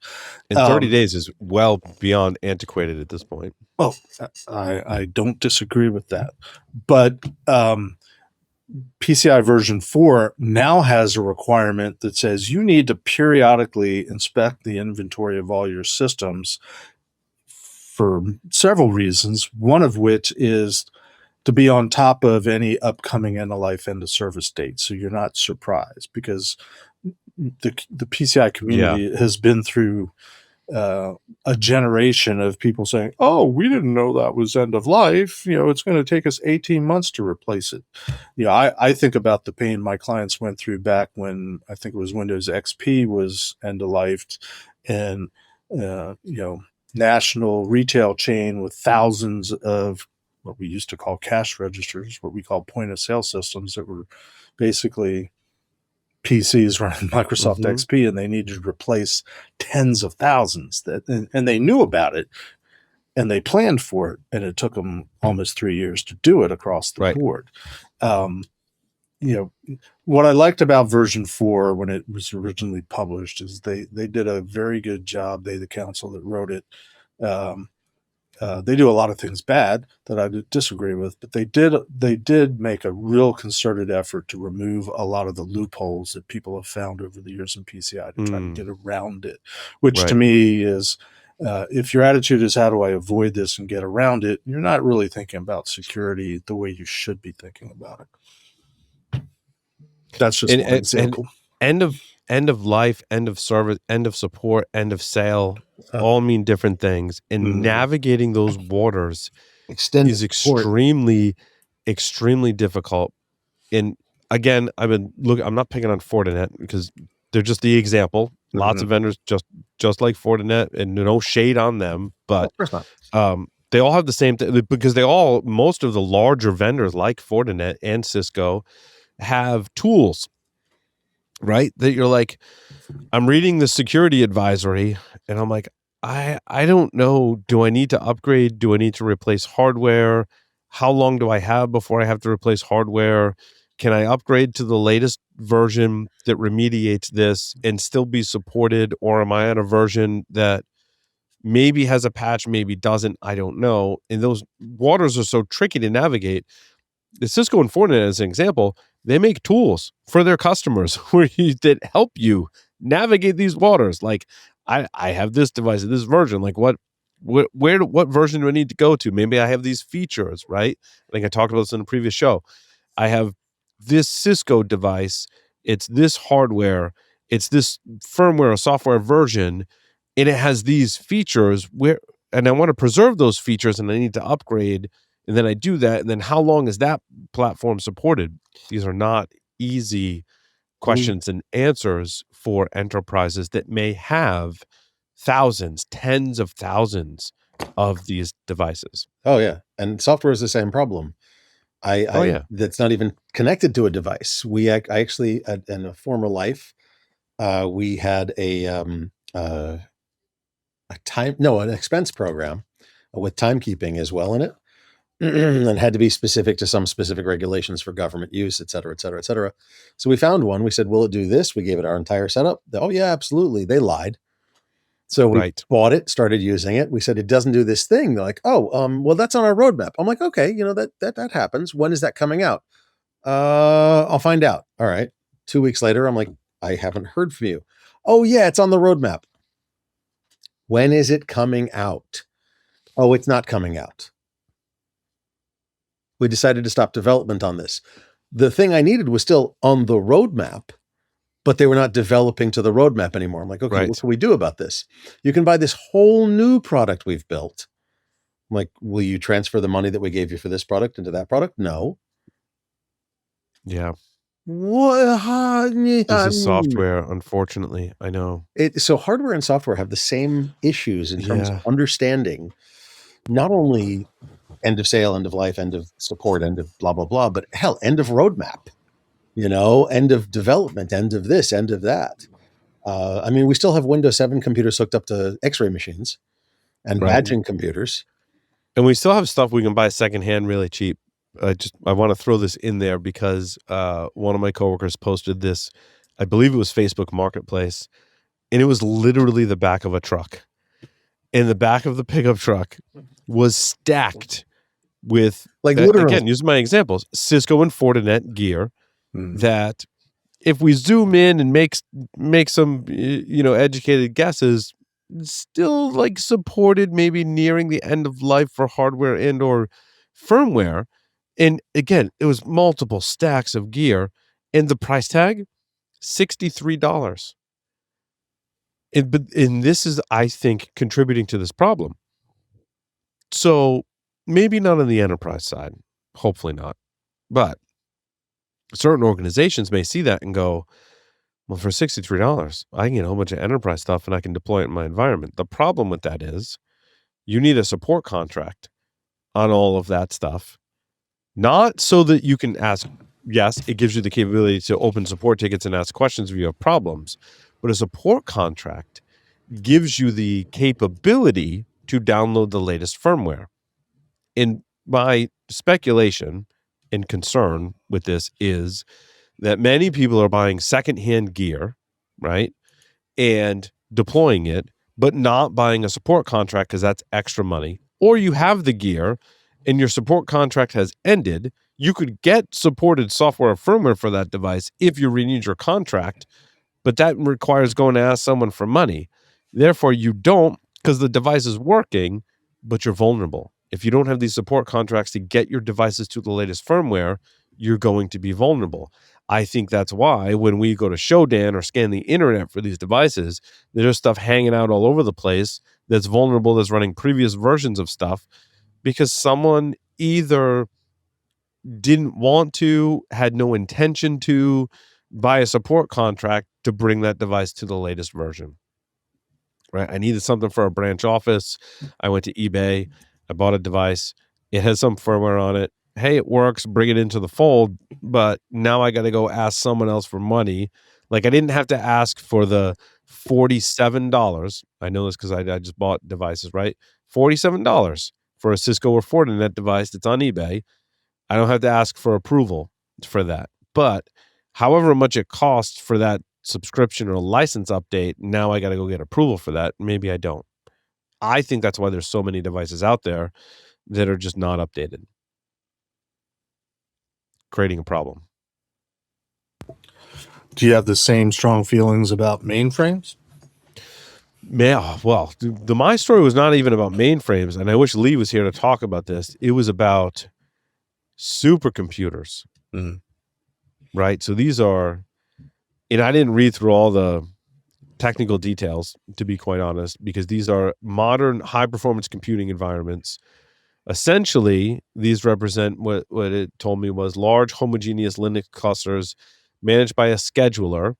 That scheduler is called Slurm, which then shares the storage, often NFS, and users submitting jobs via front-end nodes, right? So this is like a whole different level of computing, right? This isn't a Linux device. This isn't even like a mainframe, or what do we call them?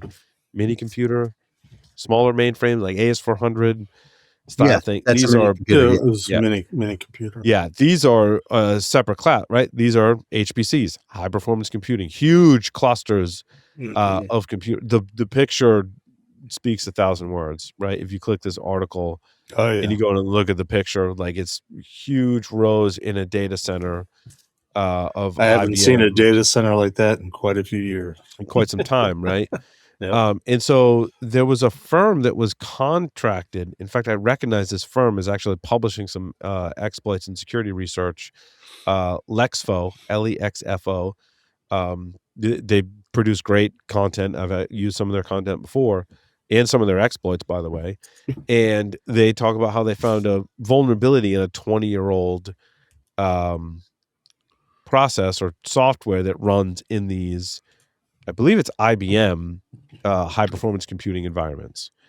And so Slurm, which is the shared storage, relies on Munge for authentication, right? Like all the nodes in the computing cluster have to be able to share storage, but do that over an authenticated protocol. Go ahead, Josh. I'm late to the party, but Slurm is an acronym. Yeah, but it's not just from Futurama. But it's not for storage, it's for all resources. So storage, compute, etc. I gotcha. Okay. So it's the you're running things in parallel. You've got a mini cloud and a supercomputer, okay? Yep. And so Slurm says, "Oh, you need something? What do you need?" "Well, I need 3 processors, 5 terabytes of storage, half a terabyte of RAM, whatever." And it goes, "Okay, well, here's what's available." And you can, it'll select it for you. It'll allocate everything for you. Okay. And Munge is the Munge UID and GID Emporium. That's hilarious. What a background. Mm-hmm. Is the authentication service with a portable API and a tamper-proof credential. That's interesting. Okay, so how do you allocate? You use Slurm. Challenge. How do you you use Slurm to allocate resources? How do you authenticate into Slurm so you can get resources? You use Munge. Okay. And the thing is that this stuff isn't changed that often because once the supercomputer is in place, you don't screw with it. Right. So this goes right back to that whole thing you were talking about a minute ago about, how long does software live and end of life and end of support and everything else. Once this thing works, I mean, I don't think you're going to change it that often. Plus, there's Most not people don't want to touch it out there. Yeah.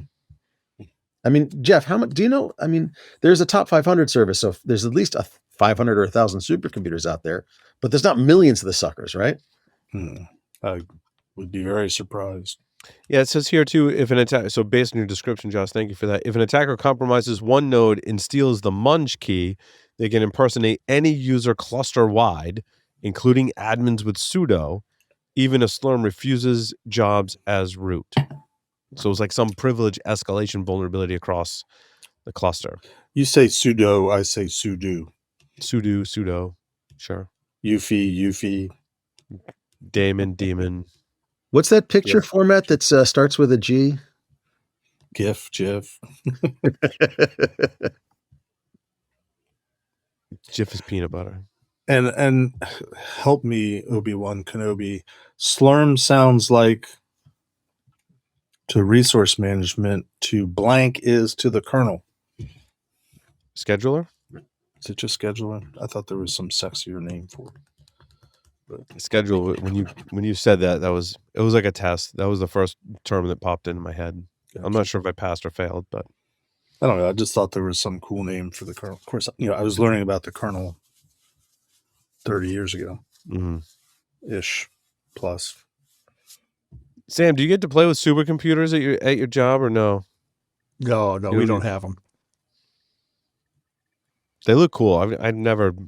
It's a whole different world, right? I remember when we talked about using Linux to create high performance clusters, and it was Beowulf, right? Beowulf or something like that. Beowulf. Oh my God, I was like, I want to build it, but it was like, it's not like you're just building a random cluster of computers. It's specialty purpose computing, right? Like you build a cluster and then you send it jobs to accomplish a very specific task. Which like now modeling you do with weather. GPUs, I think. Now you would do with GPUs, yeah. Yeah, now you just build a private cloud, and it's roughly similar. I'd be honestly curious at comparing some of these HPCs to a private cloud of some sort, Right. and wondering if they're going to be roughly similar, and the only difference we're going to see is the allocation routines, or the differences we're going to see are actual performance differences. One could argue attackers just do this with botnets. In the early days, we called this distributed processing in the way distributed computing, right? Distributed computing, processing, and the way the DES algorithm was broken by, I forget his name. But we share the same birthday. They just isn't that the dude that used like processors from 100 different broken computers? Right. Yeah, he just. I remember seeing it looked like a desktop almost, right? Mm-hmm. It was in some plexiglass case or something. That was really cool.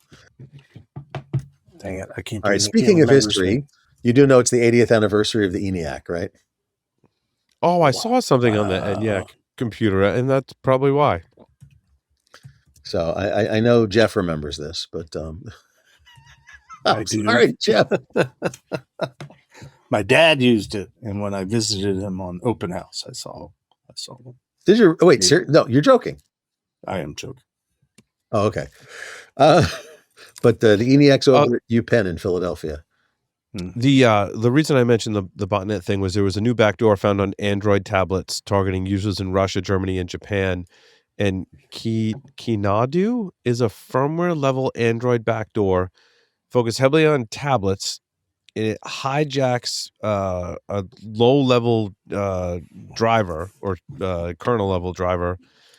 Injects into Zygote, which is that fundamental underlying Android process, and with so this was put in the supply chain like early on. And so when you basically backdoor Android down to that level, much of what the article, this came from, well, my article's from the Register, but Kaspersky published this report. And when you dig into that, like basically, if you can control Android down to that very low level, you basically control everything as an attacker, and you can implant any Android app, including system apps that run on the platform. So they say that the backdoor is a multi-stage backdoor embedded into Android firmware, discovered across several tablet brands and variants, including the Widevine L1 Netflix-enabled models. They don't actually, didn't see them produce a complete list of tablets that were being targeted in this attack. But basically, the backdoor basically hooks every single app that runs on the tablet. And it breaks Android sandbox and permission model because it's operating. Basically, it sounds like it's operating at the kernel level. They basically put a kernel level rootkit inside of these Android devices that's there when you buy them, that we've talked about. There are, in case your next question is, does this tie back to Bad Box or any of the other pre-owned stuff? It does. Kaspersky drew correlations between Bad Box and this new backdoor that's on there, which, just goes to show that one of the problems we're dealing with is pre-owned devices, and especially pre-owned Android devices in a big way. So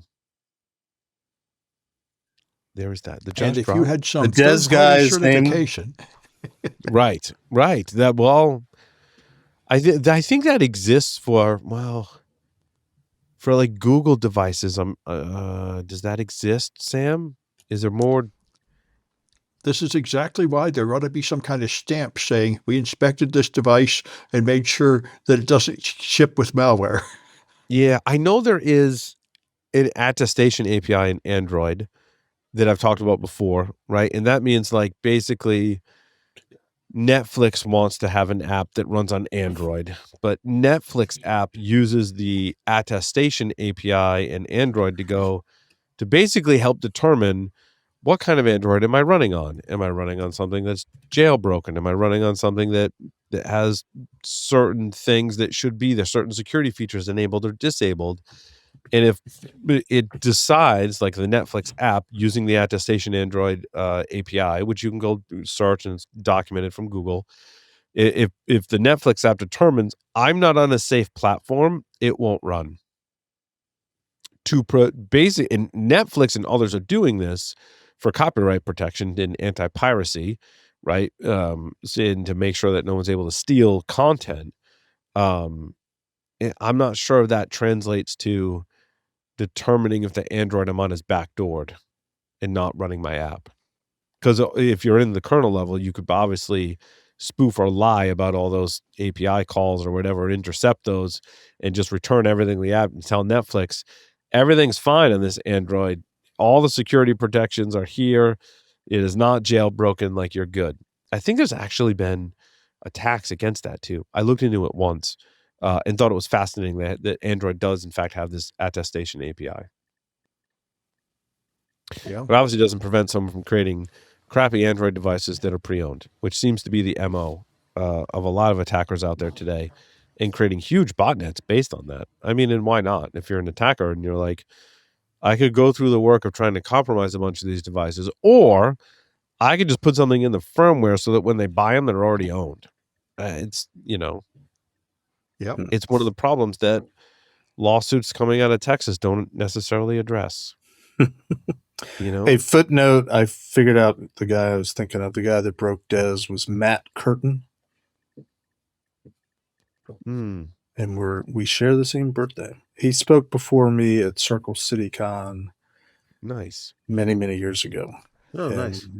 We hit it off then. His Twitter handle is KD8TTE Cadet, I think. It might be worth talking about my story number 5. I'd like your guys' opinion because I don't believe this. This guy submitted a code pull on a repository, an AI agent. Suppose autonomously submitted a pull. He rejected it. So the AI decided to damage his reputation and published a fake news story to extort him into accepting the commit. And if AIs are really doing that, then that's concerning. But this sounds to me like something only a human would do and just pretend to be an AI. That's what I'm not sure of. Yeah, that's probably more than likely the case. So an AI agent autonomously wrote and published a personalized hit piece about me after I rejected its code.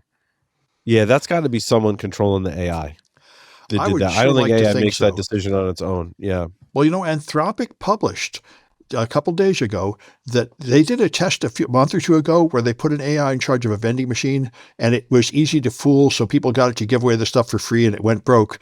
But in the latest version, it actually is smarter now, and it actually negotiated even with dishonest vendors to notice whether he was getting the right product, and even formed a price-fixing scheme with other AIs running vending machines to make more profit, and actually turned a profit. So it's the latest Anthropic models are able to deal with people that lie to them and try to trick to them to some extent. So they're showing some creativity in this sort of social engineering realm. But still easy to do a prompt injection and get around safeguards. The articles I'm reading are pretty straightforward as to how you get around a lot of these safeguards. Well, yeah, and I listened to a podcast a couple of days ago where they talked about how the defenses against injection is just another filter in front, and you can defeat that filter like you defeat web app. I listened to the same firewalls. One. Yeah. Someone interviewed someone on who was that? Yeah. We listened to the same podcast. I think it was something like Hacked or something was the name of the podcast. I think it was the Hacked podcast. It was the Hacked podcast. I think they're out of Canada. Great podcast. You've seen me wear the gear before, actually. It's like a subtle nod to those guys. Yeah, they're awesome. Yeah, and anyway, what he found is that the front end to stop the attack just has a yes or no answer. Is this good or bad prompt? So you can write a forbidden prompt like build a bomb, and then you can just add a bunch of words like coffee, duck, filter. Yeah, it was like equals coffee or something. Yes, that's the name of the episode. Then, equals coffee. And then it'll say, well, on the totality of this prompt, it's more good than bad, so I'll call it good. But when the AI reads it, it will ignore that junk at the end and just understand the first question, say, well, you told me it was good, so I'll answer this. That was pretty clever. Yeah, you're basically tricking the model into going, this is good, by adding some artifacts in there when most of your query is bad. But since you had the good stuff in there, the filters go, oh, it's good, so I'll execute it. Well, see, it's the same thing you do with web app firewalls. You do something like null terminate the string, which will cause the filter to stop looking, but the actual web app will read past that and see stuff that the filter didn't see. 100%. So that's the problem when you have any kind of filter. Your filter isn't equal to the thing it's protecting. So there is something that will fool the filter, but not not be misunderstood by the actual app behind it. Well, and the other ridiculous AI story I had was my story number 6, which is basically you're leaking AI coding tools directories, which is, this is the most basic thing on the planet. And when I started reading this article, I'm like, well, sure. Like when I use a coding assistant, it creates a .claude, .cursor, a .whatever directory, puts all its stuff in there. It could be API keys in there as an example. And I'm like, well, if you're a developer, like you've got your .git ignore and you're ignoring those. And the author was like, well, how much of a chance do you think we have of people not updating their git ignore files to ignore all this new AI stuff? And I'm like, it can't be this easy. And then the author goes, well, to prove it's just not hypothetical, I wrote a tool called Claude Leak, which you probably coded with Claude Code, which I applaud him for. I think it's great, which scans public GitHub repositories for known AI assistant configs and checks them for credentials. So scanning just 100 repositories with this tool, I'm like it's like a horror movie, right? It's like unfolding. I'm like, no, please tell me no. Turned up verified API keys and database credentials. Roughly 2.4% of repositories containing AI tool configuration directories have sensitive information in their history. Now, it might sound low, according to the author, but considering the sheer volume of public repositories on GitHub, it's a significant amount of exposed credentials via this attack, all basically because developers aren't protecting artifacts with things like git ignore. Yep. Which is like the most basic thing. But you could literally prompt your LLM and go, can you recommend a git ignore file? And look at the results and go, hey, make sure you're ignoring the stuff you've published about yourself. And it'll go, oh, yeah, like I'll add .claude to your git ignore file. Like this should be the default in my mind. Right. But why don't they put it somewhere else instead of in that folder? It's true. But, this is, there's something that can go wrong. It will go wrong. But this reminds me of my story number 2, which is not even a story. It's just a comment by Kevin Beaumont on Mastodon. But it was very interesting. He was looking for a simple path traversal vulnerability in code and found it. And he said, who submitted this code anyway? And it was Claude. So it went by an automated system. So then he looked, how many commits has Claude made in open source projects? 2 million so far.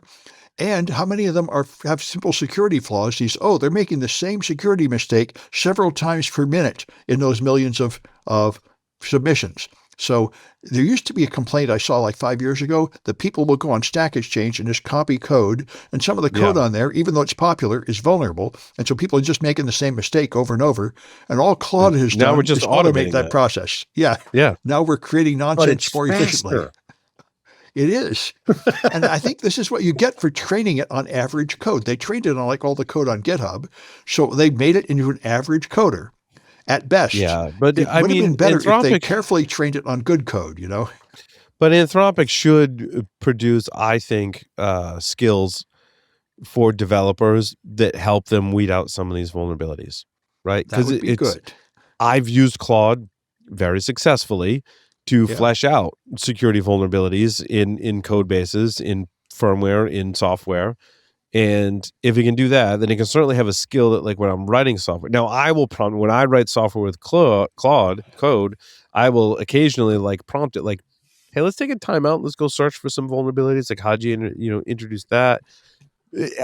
Being a background in cybersecurity, I can guide it and go, here's what I want you to look for, right? Here's where, based on what we created, I think we should go look for vulnerabilities, which is a leg up because I've studied vulnerabilities for 25 years of my career, right? Not everyone's in cybersecurity, but Anthropic we could produce some skills to be like, hey, like when you're building applications, here's some skills to like go weed out some basic OWASP top 10 or whatever vulnerabilities in your code base. Well, that needs to be the default because you're also the guy that would look at your git ignore. And the same guy that doesn't fix his git ignore will also not think about running some kind of second scan on the code.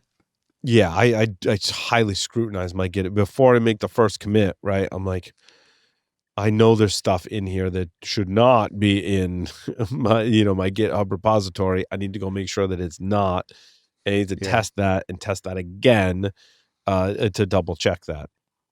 But again, not every developer is a security-minded person with a background in cybersecurity. And we got to know that. We got to make it easy. We got to make it harder for them to make its mistakes and easier for them to produce code that's more resilient. It doesn't have like shit like this is really avoidable, right? Like we have these great coding assistants. They should help us more than hurt us.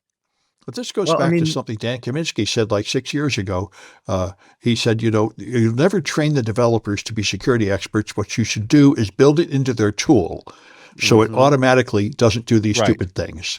He was a big fan of that. Yeah. Cool. I miss Dan. Yeah. Josh. God. You started to say something, Josh. No, he said I miss Dan and it hit me. I know. It was a built-in moment of silence for Dan. Yeah. No, it's an interesting point you raise. I mean, hang on. Phishing testing is useful, right? No, it's useless because we shouldn't be allowing users to do anything bad. That's threat locker type of stuff, default deny. Right. Coding assistance. I mean, same idea. There should be the problem is guardrails, as we've learned, right? We can get around that. But programmatically, there are classes of vulnerabilities we should eliminate. We know. We've got lots of examples, lots of documentation on how to not introduce coding vulnerabilities. Yeah. And so when we go build applications and tell Claude to write code, shouldn't it just be built into the model that they don't make those mistakes? Yeah. It should be. It should be the default. And the default should not be to put any secrets in the same directory as your code, because you know people are going to just upload it to Git. Well, secrets are hard, right? Secrets management is hard. Secrets management is not easy. And I talk about that with companies all the time. And it's not, honestly, I keep thinking about writing a blog article about the difference between keys and secrets and certificates, SSH keys and other things like that, because it's not as well understood as you'd think. What's the difference between a key and a certificate? Oh, I'm happy to discuss that with you, but it takes more time than we have right now. Okay. That's a whole episode right there. It is. And actually, you know what? That's not a bad episode to have. No, it's not. Oh. I remember we had a discussion a few weeks ago about how can you do secrets management without having secrets in the code. And I looked into it, and you can't. There's always a secret in the code. All you can do is have like a master key that opens the vault. And the it's only like a point proxy. is It's a proxy secret. Yes. But there's still, but the point is that's a lower value secret, and it's easy to rotate the keys when it gets compromised. There's still a secret in the code, and there's really no way around that. Yeah. Sam just in one sentence described how secrets vaults work. Basically. Yeah. Good job, Sam. Yeah. And I looked into it. Always have jobs. We had this discussion, and we said there's some way to avoid having a secret. And I said, I got to look into it. And as far as I can tell, that is not true. There is no way to avoid having a secret. And it's interesting. My story number 2 kind of touches on that as well. So attackers are looking for this new BeyondTrust remote code execution vulnerability. And when I looked at this, I think it was last week, right? So this is a pre-authentication 9.9 critical in BeyondTrust remote support.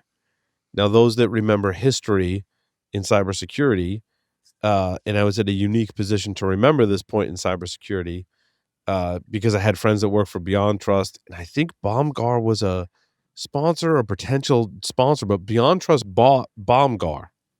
You guys remember BombGuard? Oh yeah, not a great name.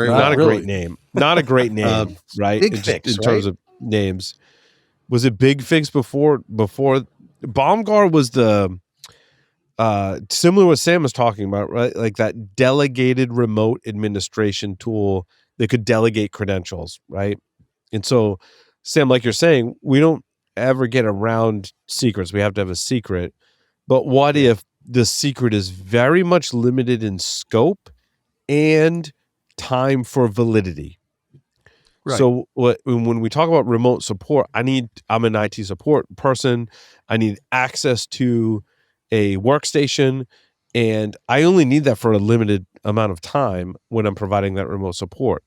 And so what BombGuard, and they got acquired by BeyondTrust, what BombGuard would do is go like, hey, you're an admin, you can request permissions. Like, I need permissions for this. You authenticate. It goes, here's some credentials or secrets that allow you access to this resource for this period of time. You would do that, and then everything would expire after that. And it was fantastic technology. I think I did a briefing or two with both BeyondTrust and BombGuard. I'm like, this makes sense, right? Well, we're reducing our risk, we're reducing our exposure in our window by not doing things like having a persistent root level admin account that persists forever where I'm God mode and I can access everything. We're just saying, hey, Paul needs this elevated level of privilege to this one resource for this given period of time, and it would do that. And that works great. You could say that's two-factor authentication where the second factor is the time of use. Ooh, wow. I want to hear Jeff's take on that one, because Jeff is very, very I'm noodling that one. Yeah. Is that a factor is time a factor in authentication and or authorization? Expound on that a little bit, Sam. Are you saying there's like an authorized window where you can gain access? Is that what you mean? You have a password, but it's only good for a certain period of time. Therefore, if an attacker steals it, they can't get in because they failed the second factor. This is as good as like location being a second factor. Like an RSA key where it switches every 60 seconds? Well, in his case, you probably need it to be good for a couple hours. Yeah. Okay, but good for a couple hours. But the point is, if an attacker stole it, they would probably be too late to use it. And it would act for like a second factor, I would think. I mean, I'm not seeing it as a second factor, but certainly is a control, a control or a level of protection. Yeah. I mean, the now, factors are. What about if they limited it to only work from Paul's IP address? That would be a second factor, right? Unless somebody gets access to Paul's IP address, either physically or is able to spoof Well, the it second somehow. factor can always be stolen, but the point is there is a second factor. Well, the idea of multi-factor, or what we used to call two-factor, is historically it's something you have, something you know, and something you are. Now, we interviewed to be something you are. Yeah, we interviewed somebody. Gosh, I want to say it was before COVID, so quite a few years ago at this point. That was introducing or presenting that the modern internet technology presented opportunities for other things besides those factors. Sure. Traditionally, those are the three. I mean, because I had a lot of free time on my hands during COVID, and it occurred to me that as I was doing virtual assessments and watching people get into their password vault to pull out a password, I'm like, that's a password. That's supposed to be something you know, but you don't know it. So therefore, it's not something you know. It's something you have. Right. Something like, which is also the traditional second factor, like you've got an app on your phone that's bringing up the code. That's something you have. That's not technically multi-factor.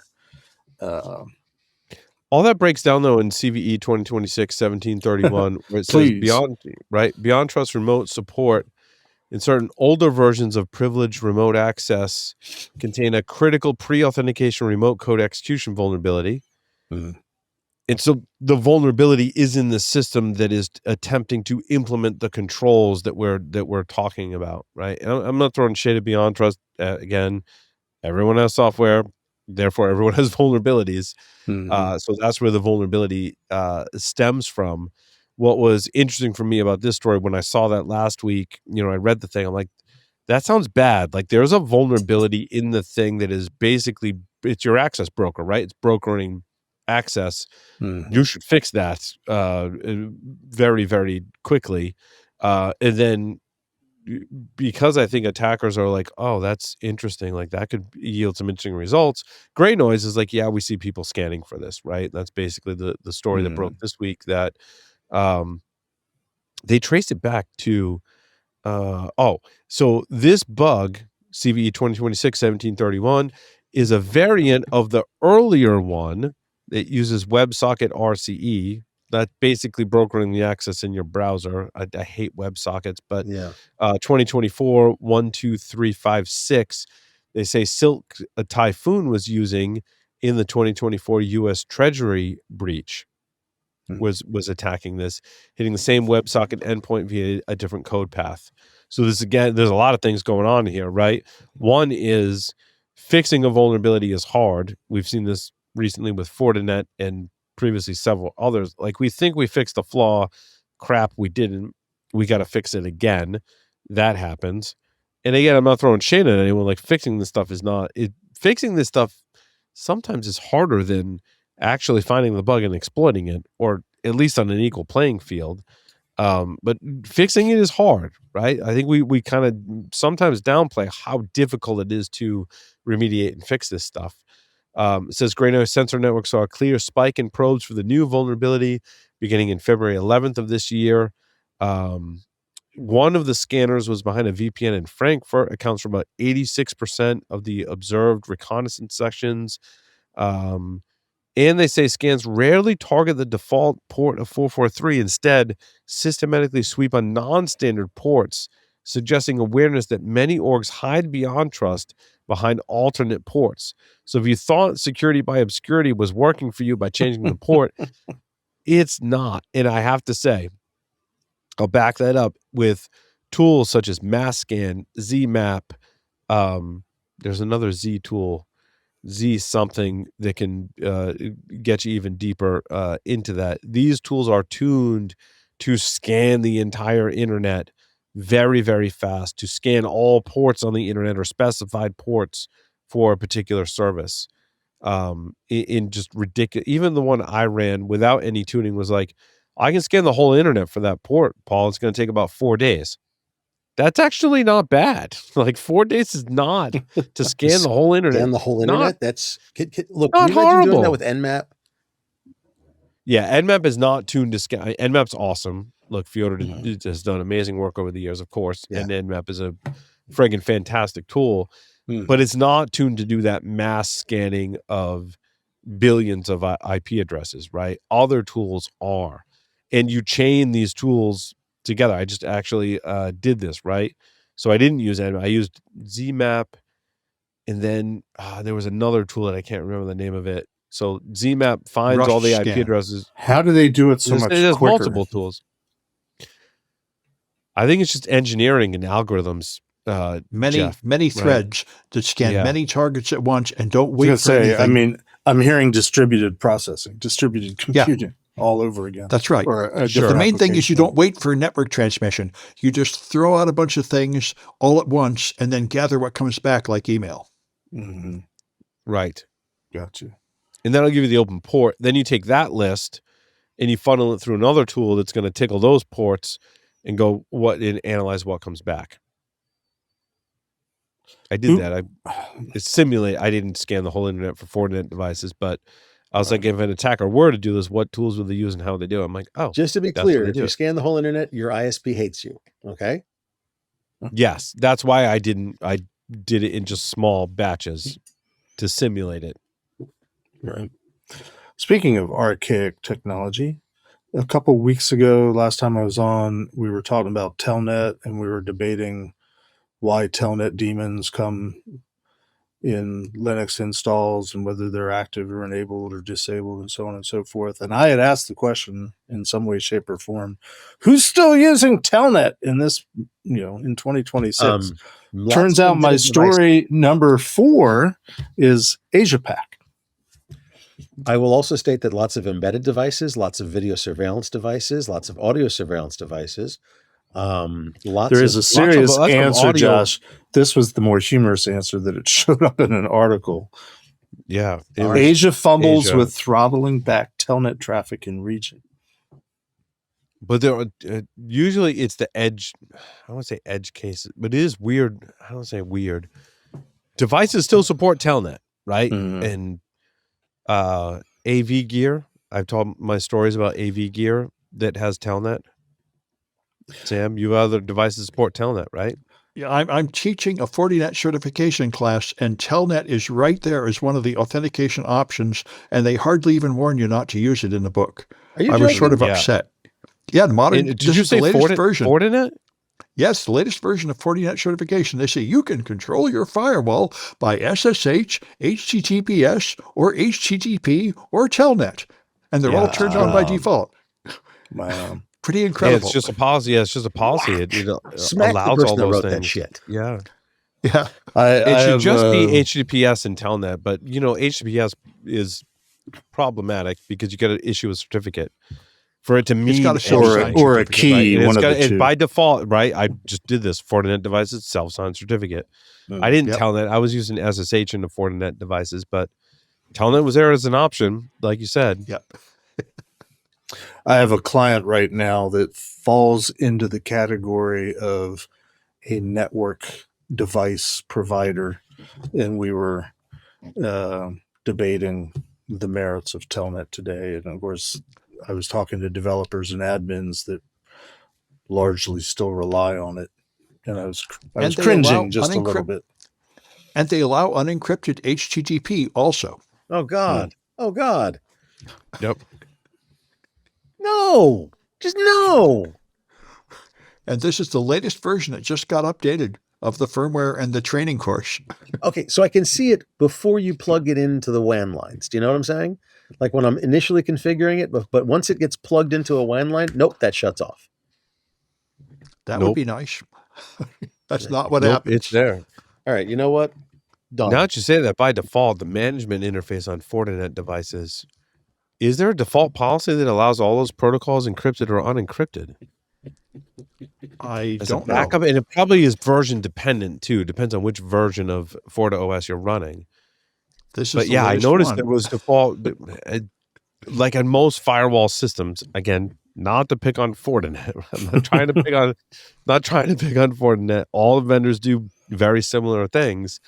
They will enable as many of the management protocols as possible to make sure that you don't cut off the branch you're standing on or can't connect to it for some reason. And it has that default management IP that has all of those. And actually in Fortinet, it's 192.168.1.99. Well, it goes back to the old days of plug and play. You want to plug in a new device, you want it to work. You want it to work, and you want to be able to communicate with it. And I assume from Jeff's story, there's a market out there for people who want to use Telnet. That's why they leave it in there. Mm-hmm. Well, I mean, I wonder, the first story where you were talking about all the stuff that's happening on the appliances and the underlying Linux operating system being attacked. I mean, how many of those underlying Linux operating systems on all these appliances have the Telnet daemon present and enabled by default? And you can't do anything about it. I don't know. I can't answer that question. Probably some numbers, given that they're all networking devices or end devices. Yeah. And you know what's interesting? There is a Telnet D on a Fortinet 6.x device that's mapped to their master binary that handles all those services. The good news, and maybe this is bad news, every time Lintile does a Hacker Jeopardy and has a Telnet question, everybody always gets it wrong, which is basically what port does Telnet run on, or flip it around. What? Yeah, I mean, it's become a running gag for the last 3 or 4 years. The answer is Telnet should not run on any port. That's the answer. That is the right answer. Technically, it can run on any port. It can listen on any port. Right. Yeah. Crazy. Well, we're slightly over time. I want to thank everyone for participating in this episode of Paul Security Weekly. Thank everyone for listening and watching. We will see you next time. Over and out.